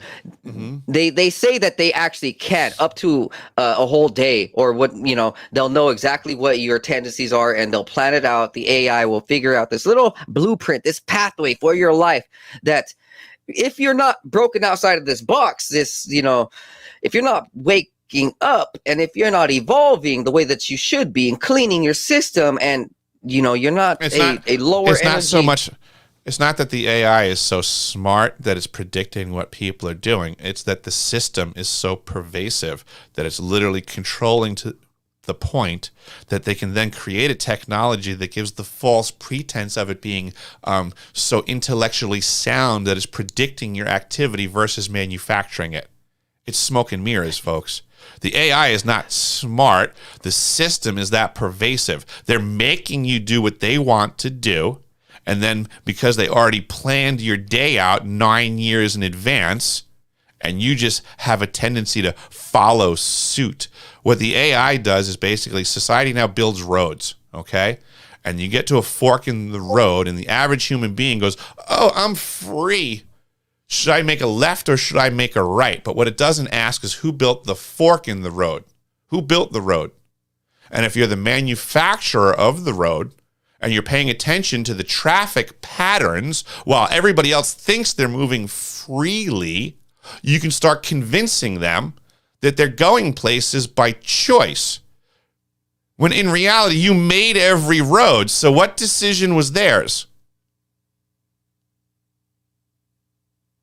It's not really that intelligent. Yes, breaking. It's just nefarious. We're being tricked into an environment. We're being tricked into an environment where we're being led to believe that these computers are actually smarter than us, and that's the biggest fucking lie. Yeah, they can't tap into human consciousness. There's no such thing as artificial intelligence. It's simply artificial intellect. These programs, these algorithms are nothing different than a series of books. Books have knowledge in them, but no experience. None. And you can't really make good decisions without experience. And that's what I kind of harped on earlier, that these AIs might be involved with other entities, like golems. Like golems would be, there's it's just a technological creation, a house of metal and crystals or stone, whatever, and then another entity gets ritualized into it from another realm or something else. And I kind of think that's where some of the things like Elon Musk is saying, like he's summoning a demon, because I think some of these AIs and robots that they're building may actually be other entities. Now, in order to really get a grasp of how to change your life, these AIs will be a huge role in getting out of your daily life, not submitting every single one of your tendencies and words to these algorithms and technologies, and so that you can go ahead and, I would just say, have a little bit more control on your path. We're not really, we don't have full freedom, of course, but hey, if you want the best control, you quit giving out the keys and the secrets to the enemies, and we can definitely. Back in the day, we used to know to guard our information from our enemies instead of inputting it 24/7 into what you called the scrying device. I mean, technically, that thing just asks questions and people give answers. Everybody should write on their phone, the enemy, and then maybe they'll start operating with that device differently. Just grab your phone, write the enemy on it, and then see if you engage it the same way. Would you tell your enemy that? Would you type that in and let your enemy know that? I think some people do. Some people really stick it to the technology, but I do. I know it's my enemy, so I take advantage of that, and almost pretty much every digital platform, I think of it like the Matrix. I show up to the digital world. It in itself is the enemy. I show up to the digital world for battle. I don't know that you're not in. I don't know that you're real. You could be AI. I don't fucking know. You could be a fucking screen thing. I don't fucking know. I do take a lot of my time to battle the enemy on here. It's just over the last few years, it's just been challenging. I don't want to make so much enemies and division because of this Wentigo mind virus, this MK Ultra. It's like we have to reunite society, but then if society is brainwashed completely, why would you reunite with the liars? Why would you not separate them out? That sounds to me like a mind control thing, that we're supposed to be homogenous with our enemy. That doesn't sound right at all. That sounds like bullshit mind control stuff. I think we should attack our enemies even from within. If we have enemies within the mix, why would we ignore them? That's kind why of would we allow disinformation? Why would we allow disinformationists and misinformationists in the herd? Because it's nicer to be agreeable? You're going to call that divisive? Divisive is attacking a liar nowadays? You're right. Yeah. That's what I kind of had a problem in the last 3 weeks. I think the liar is the divisive one, and the people should attack post haste, like immediately.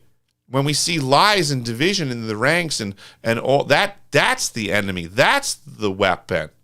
To do nothing about that, there's another phrase. All it takes for bad people to succeed is for good people to do nothing. And that sounds like that formula to me is good people doing nothing in the face of bad people. Yeah, I can't do that. If you're not standing up in the face of evil, then you're not doing anything. It's called being a coward. There was a term for that in antiquity. It's called cowardice.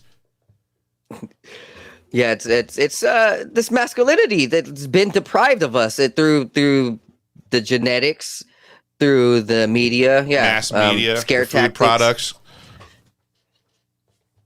Yeah, all the above. Now, hey, so we're sitting at about 3 hours. Look, we can go ahead and take a quick break. I need to bag off. No. We can. No. It's all good. 3 hours. We can definitely schedule another time. Honestly, sir. So the second half of the conversation was fluid. The first half, I didn't come prepared, but it's all good. This is my first it's all year. Good. I'm literally all alone with this, brother. It's all good. I appreciate your energy to stick around. Because I am a challenging I'm here person, death, brother. Yeah, dude. I'm not playing games with folks, so it's all good. I appreciate you sticking around because I'm not an easy person to get along with because I challenge the shit out of people, straight up. Same here. You just went through the gauntlet today. That's all. My hat goes off to you. You didn't go running away. That's great. It just is what it is. I'm not here to play games with folks.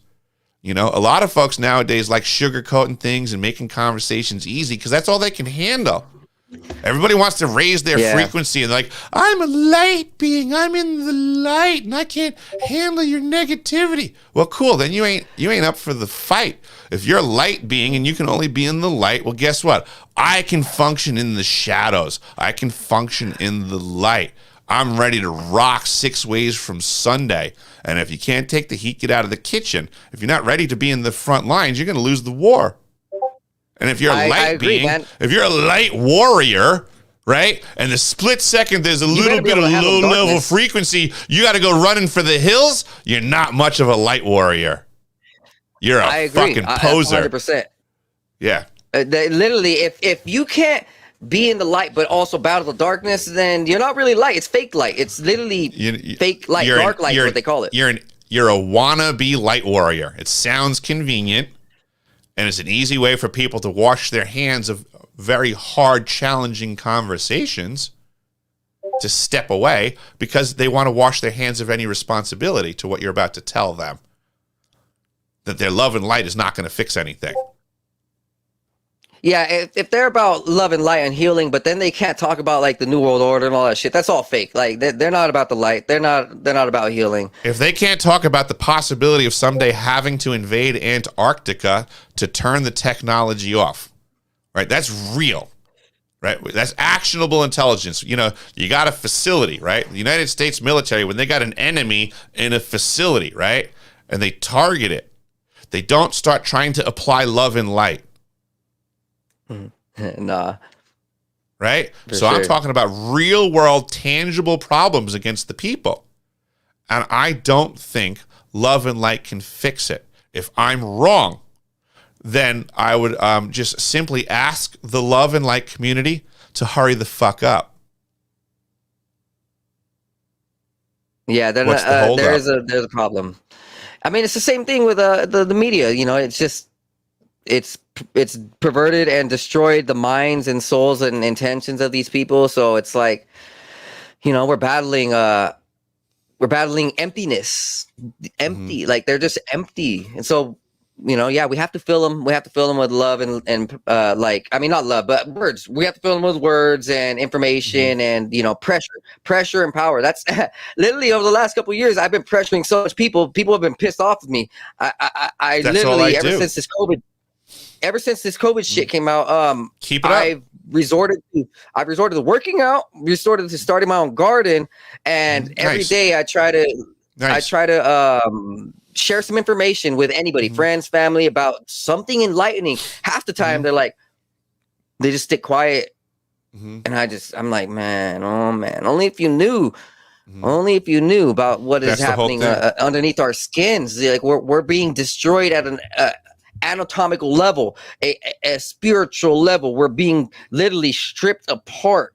Like, Mhm. you know, It's a they're trying to it's a war replace. on consciousness at this point. You know, they can't replace us. They can't be us. So they try to destroy us.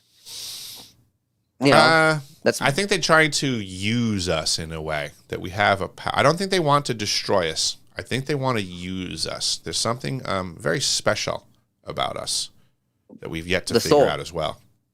Whatever you want to Well, call they it. say it's the Yep. soul. That they say these other entities like Greys Mhm. have no soul, so they're really interested in us. Right. But But we could go what on. that yeah, what that soul does for them, we don't really understand yet, and it's a lot of debate. But you're right; it's in that direction. But these are the things we don't get yet that are huge conversation pieces that only a small portion of our society has access to, and the rest of the people are just too busy paying their fucking mortgage. Power belief for like when we have our willpower is a huge thing. Like me, you, we have willpower. Like there's something inside of us that on an energetic level it cannot be stopped. It's flourishing a well, you know, where we're getting inspiration from, you know. So Hmm. we have to just dish it out. And hey, I've been very honored to have this conversation with you. This definitely could have gone a Thank you lot for chatting, sharper, but Joseph. I think It's all all of our good, dude. viewers, yeah, you know what I mean. It All is. of our It viewers was a still very can leave with It was a real conversation. We need to have more real yeah. Honestly, conversations, regardless of whether you and I agree, blah, blah, blah, all that shit. What you and I had was just a very real conversation. Most people can't I handle think that we agree anymore. more than we know. I believe you're probably Yeah, right. We just didn't get there yet. I yeah, believe you're probably not. probably right. Definitely, sir. And so, you know, our viewers can leave with a sense of enlightenment, you know, because we're honest people. We're not trying to just sell you a freaking story. We're not just trying to say, oh yeah, think this way or shut up and die. It's like, no, wait, come on. Like, we're trying to just brush all sorts of fields. We actually delved into scientific, spiritual, physical, mental. You know, it's a full conversation with emotion, with sincerity, you know, with respect. And so our viewers can just love it, man. This is one of those Mhm. conversations, like you said, it's a real conversation. That was one of the things I was like tripping out in my mind. I was like, this is probably the realest conversation I've ever had. Even like the first half hour, I was like, man, it's fucking up so hard, but this is real. Like, That's life. like in real Dude. life, This is a real. If you and I met on the street, this would be the conversation that we'd have. That's all. or That's even at all the that bar. happened. Yeah, literally. Yeah, if we were sitting at the bar next to each other, we would just this is exactly how it will go down. You would say shit and I'd say shit and we'd be fucking in each other's faces and be like, dude, I don't think that's right and blah blah blah. I mean, that's Then just life. an hour later, everything meshes. It's like, all right, you know what? You know, we're here for a purpose, and Yeah. we're not Next time I went to overstepping the that. bar, if I saw you sitting there, I'd sit right down next to you again and start the conversation up. That's all. Because it's a real conversation. I don't Yes, have sir. to You agree know, with you. I don't have to agree with you to enjoy the value of a real conversation. right on. Honestly, and that's what our viewers need. More of this because I Mhm. see it all over social media. Everybody is just like they can't respect real conversations, and look, that's why we have a few viewers here, because they are seeking it and they respect it. They love this type of stuff. And hey, man, this is all they asked for. We gave it to them, and the Well, next thank time, you. everything will be even better. We'll evolve through the conversations. I'm sure that I'll go ahead and sharpen my skills. Like I said, this is my first year ever doing this. I have no freaking training for any of this shit. I literally only did this because I felt my family needed needed me to come forward about like my ET experiences, because they were tripping out. They're like, what the like, why is he like this? And I can't just tell them. I have to show them. You can't just tell people. I totally understand. I'm fighting the same battles. So you can just appreciate. I mean, I get what you're saying right now. I get your intention. I hope you can appreciate that I maintain a certain level of, I guess you would say, defensiveness in a way, if the audience wants to look at it that way. Because I have idiots all the time coming from different angles that are just simply con men or government agents. So I have to keep my guard up. I'm not playing games. If people come at me sideways, I'll hammer them. Oh yeah. So here just for you, here's my see those markings? Those have been there for a while, brother. People have looked at me. My friends have walked away. They look at me. They trip out. They don't know what the fuck to think. I have a clue, and they don't like that. They don't like that I have a clue, because people who have clues have people watching them. They don't like when people know too much information. You know what I mean? Some people are scared when people have too much information and that they're holding on to, and that they just this is what I've experienced, and I feel some type of, like, I would say, energy, electricity kind of running through these areas. It's beyond weird. That's why my friends have called me time traveler, alien. They've shunned me because I'm not like them. It is what it is, but we have to show them. Yeah, I mean, there's no other way to say it. Hey, for the next time, next time I have you on, if that's all right, we can go ahead and schedule something down later the road. I'll be more sharp, and you can go ahead and show the viewers that Antarctica picture, and that would be quite fascinating to it doesn't present well over the internet in reality. I mean, that's like what I'm getting at. So it's like this 16-foot picture. It's not meant to be shown like that. So it doesn't look good that way. I mean, it's meant to be seen in person. I see. That's just life. I mean, so people, if you can't show it on the internet, it's not real. No, it's not how it works, man. I didn't even like that, brother. It's all good. It doesn't translate. It's not my fault that I can't take a 16-foot picture, stick it in so that, like, when people are looking on their phone, right? Because they're going to watch the video on the phone, and now this 16-foot picture is going to have this teeny little 1-pixel thing on the screen, and they're going to go, that doesn't look like a pyramid. I'm going to go, yeah, I know. Of course it doesn't look like a pyramid on your phone screen. It's a 16-foot picture that I'm trying to compress into a 2-inch space. That's why I took the photo to a convention where everybody can see it. I physically showed it to everybody in Las Vegas. I went to a convention. I was a speaker in Las Vegas. I brought it. I showed the picture to human beings in person. I went to an event in Grafton, Illinois. I brought the picture. I showed it to human beings in person. I showed it to researchers. I showed it to Laura Eisenhower. I showed it to Brad Olson. I showed it to Tony Rodriguez. I showed it to a whole bunch of folks. Everybody went, wow, that's nuts. Nobody said, that's a fake picture. Those three names that you just mentioned, Laura Eisenhower, Tony Rodriguez, and the third one. Yeah, dude, I've been hearing about them so much, bro. I mean, it's awesome because the people that you reference, like, for my viewers at home, all the names that Eric has referenced are some of the best people to listen to. I mean it, like, honestly, like, you can tell that there's some people who have no heart in the game, and that there's some people who have heart. There's some people who have, like, honesty. It just dawned on me, like, not for nothing. Everybody's like, well, if you have a picture, you should put it on the internet. Not for nothing. I have a picture. I took 2 plane trips to bring it to show people. I think I did above and beyond putting it on the internet. I realized there was little value to putting it on the internet. So twice I took my butt and the picture and brought it to where the people were and showed it to them. I think I did more than necessary.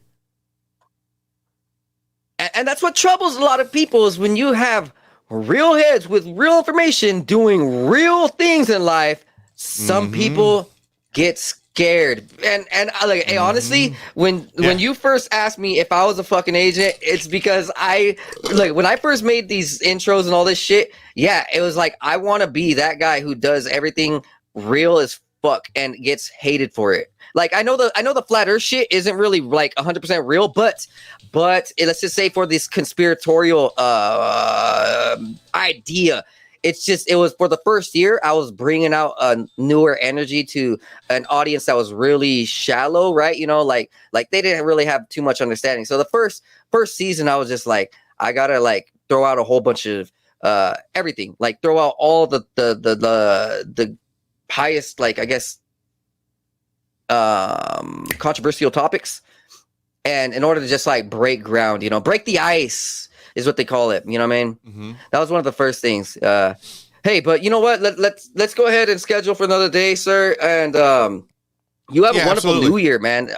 You have a wonderful new year and literally have a great time this year.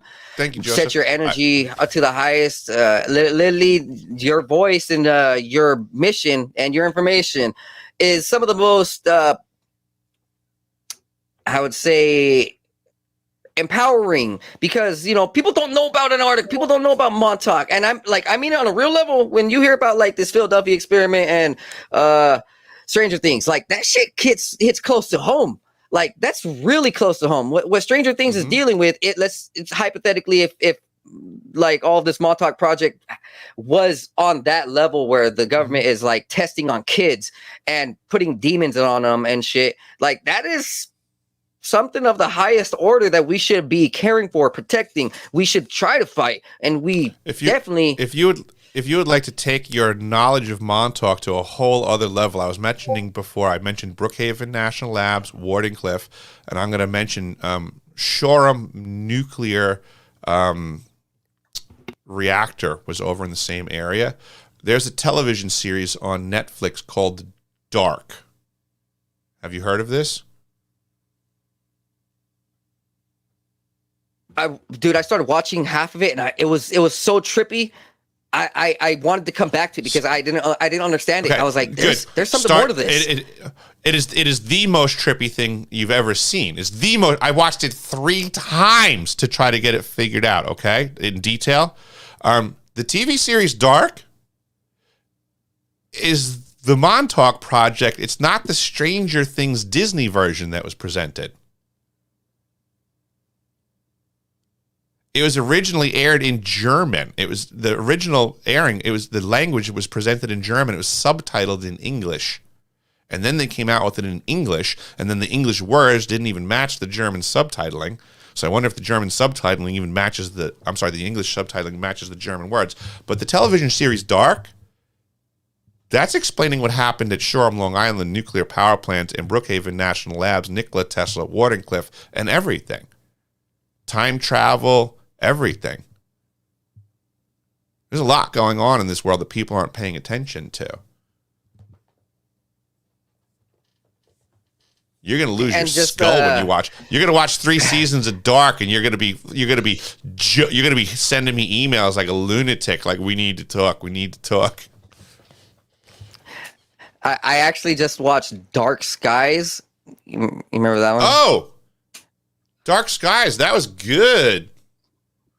Yeah, I just watched that one again because I watched it 10 years ago, and I was like, "There's something. What is this? There's something about this." Now I watched it again just last, I think Dark Skies, right? The 2013, right? Different thing. I don't think I'm thinking of the same thing. I'm sorry. I think I'm thinking of something else. Oh, the Dark Skies where these kids. It's a family of 4, 2 boys, 2 younger boys, one guy, one woman, you know, and they start getting attacked by this black apparition. It looks like Slenderman-ish, like a gray. I never saw this. I was thinking of something else.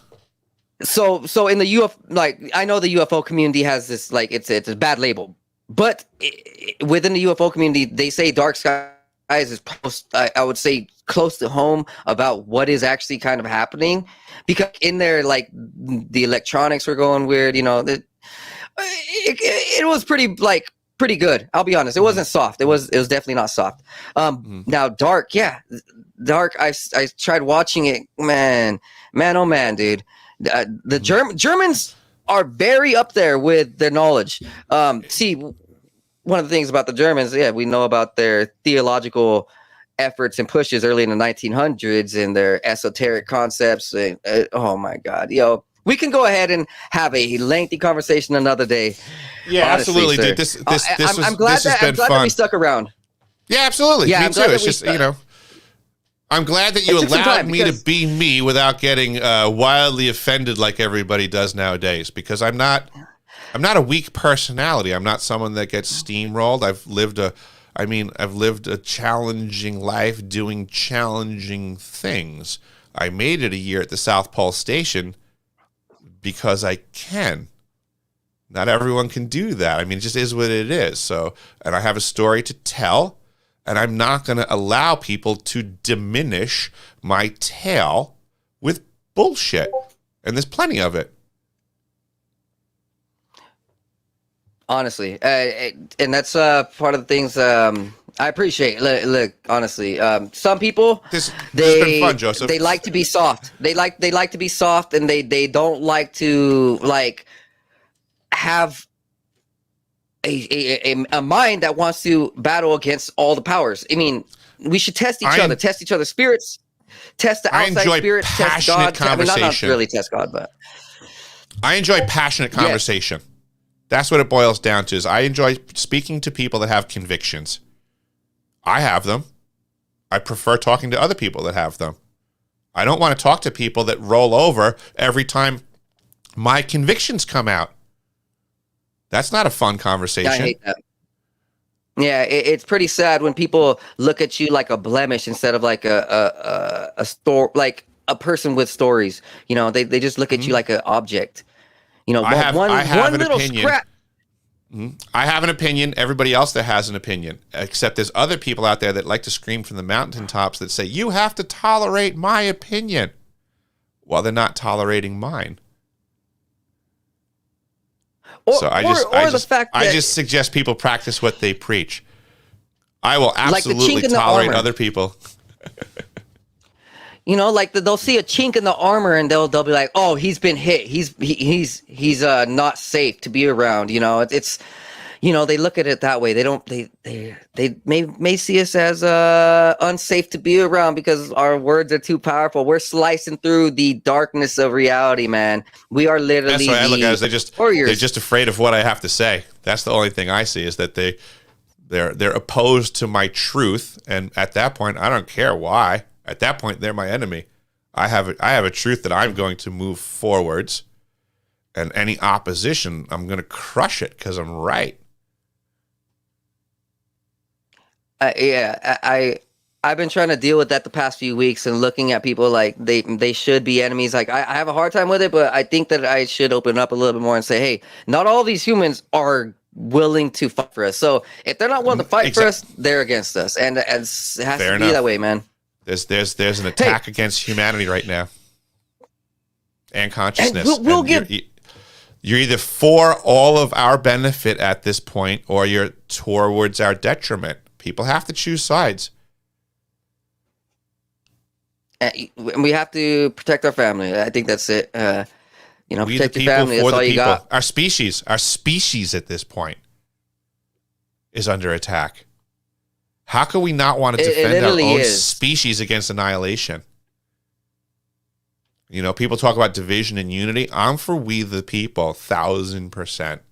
I want us to survive. Unfortunately, we have some bad apples in the bunch. I'm not going to try to pretend like I know who they are, but I understand how we deal with these things. We have to get rid of the bad apples before they ruin it for all of us. And people can say, well, that's divisive and that's low energy. And I will say it's just simply natural and required. I would say conversations like this actually help people weed the bad apples out. I do see over the last year there is a huge push between the community, like lower conspiracy community who don't have the highlight and fame. We're all calling out the fakes, like Lou Elizondo and all these F-heads. You know what I mean?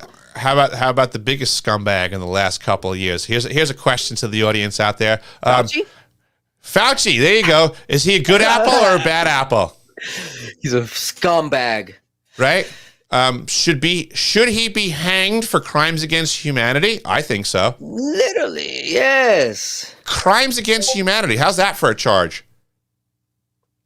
Is he no different than the mass murderers of the Holocaust? What's the difference between him and a concentration camp worker? What's the difference? Mass death by a different drug? Him and Bill Gates have become like literal demons.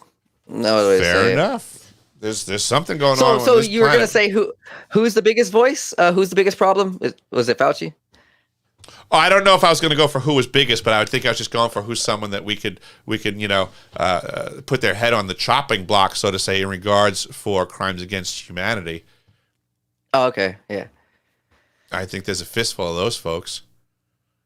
Oh, definitely. Man, I really appreciated this today. We'll definitely schedule something soon, my friend. Yeah, absolutely, Joseph. And it's been a blessing. Thank you very much for your time. I do appreciate it.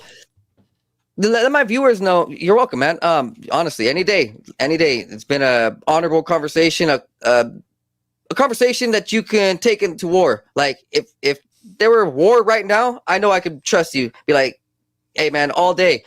This dude's conversation is good. Energy is good. His intentions are right, and let's go ahead and kill some things. You know what I mean? Just like protect humanity. Know what to say? Find out who the bad folks are. Punch pedophiles in the face every chance you get. Well, I think they're trying to build pedophilic robots now, so it's going to be... Oh, probably. Uh-huh. I don't doubt it in the slightest. Know where they can find you, my friend. Absolutely. If you could reach out to me at deciphering.tv is my website. It's where I put most of the hard-hitting interviews that I do and the truth that I'm trying to spread. Also on YouTube for the censored stuff and the lighter topics at Deciphering My Experience. And that's pretty much how I rock and roll at this point. I just hang out with folks like Joseph and do the best that I can to try to get this information out to the masses as fast as I can. It just is what it is. We the people need help. And the information is definitely zooming through my viewers. I'll be honest. Hey, my viewers are good. They'll let you know how they feel. They'll be like, hey, man, thank you. They'll tell me thank you. And if they really love it, they'll be all over it, man. So you can expect like this conversation will be respected, loved, and cherished. And we cannot wait for the next one, my friend. Thanks for everybody for joining. You have a wonderful day. Blessings. Thank you, sir. All right, guys, you heard that. That was a long, real, raw conversation with my friend Eric Hecker. Guys, I know this world is hard to believe. The news, how we live, who our friends and trusting authorities are. But we have to fight. We cannot just be distracted and thrown off course like, all this shit on the news, making you just not trust your friends, making you want to not be healthy because going to the gym and being healthy and going organic foods is a conspiracy now. No. Fight for what you know is right. Fight for everything, man, because there's people out there who don't want you to have nothing. There's people out there who want us as slaves, and it's happening right before our own eyes. If we see what the social credit system is, the CBDC system is, man, hey, dude, our energy is valuable and we have to control it. That is what it's all about. And I love this conversation today. I am looking forward to keeping my foot down, keeping my sword high, protecting all of y'all, giving out the best energy. And I thank you guys for being here. This is a journey. I'm just going along for the flow, going along for the glow, the vibe, man. We're doing this straight from my soul. No other way to say it. I've just been trying to shine and connect with a lot of people. I mean, literally put some topics up in our minds, keep our hearts strong, our vibes right. This is how we do it. All right. I love you guys. You guys have a wonderful day. Take care. I will see you later in about an hour and a half or 2 hours, and I will be with my friend Scott Walter talking about America. You have a blessed day. Peace.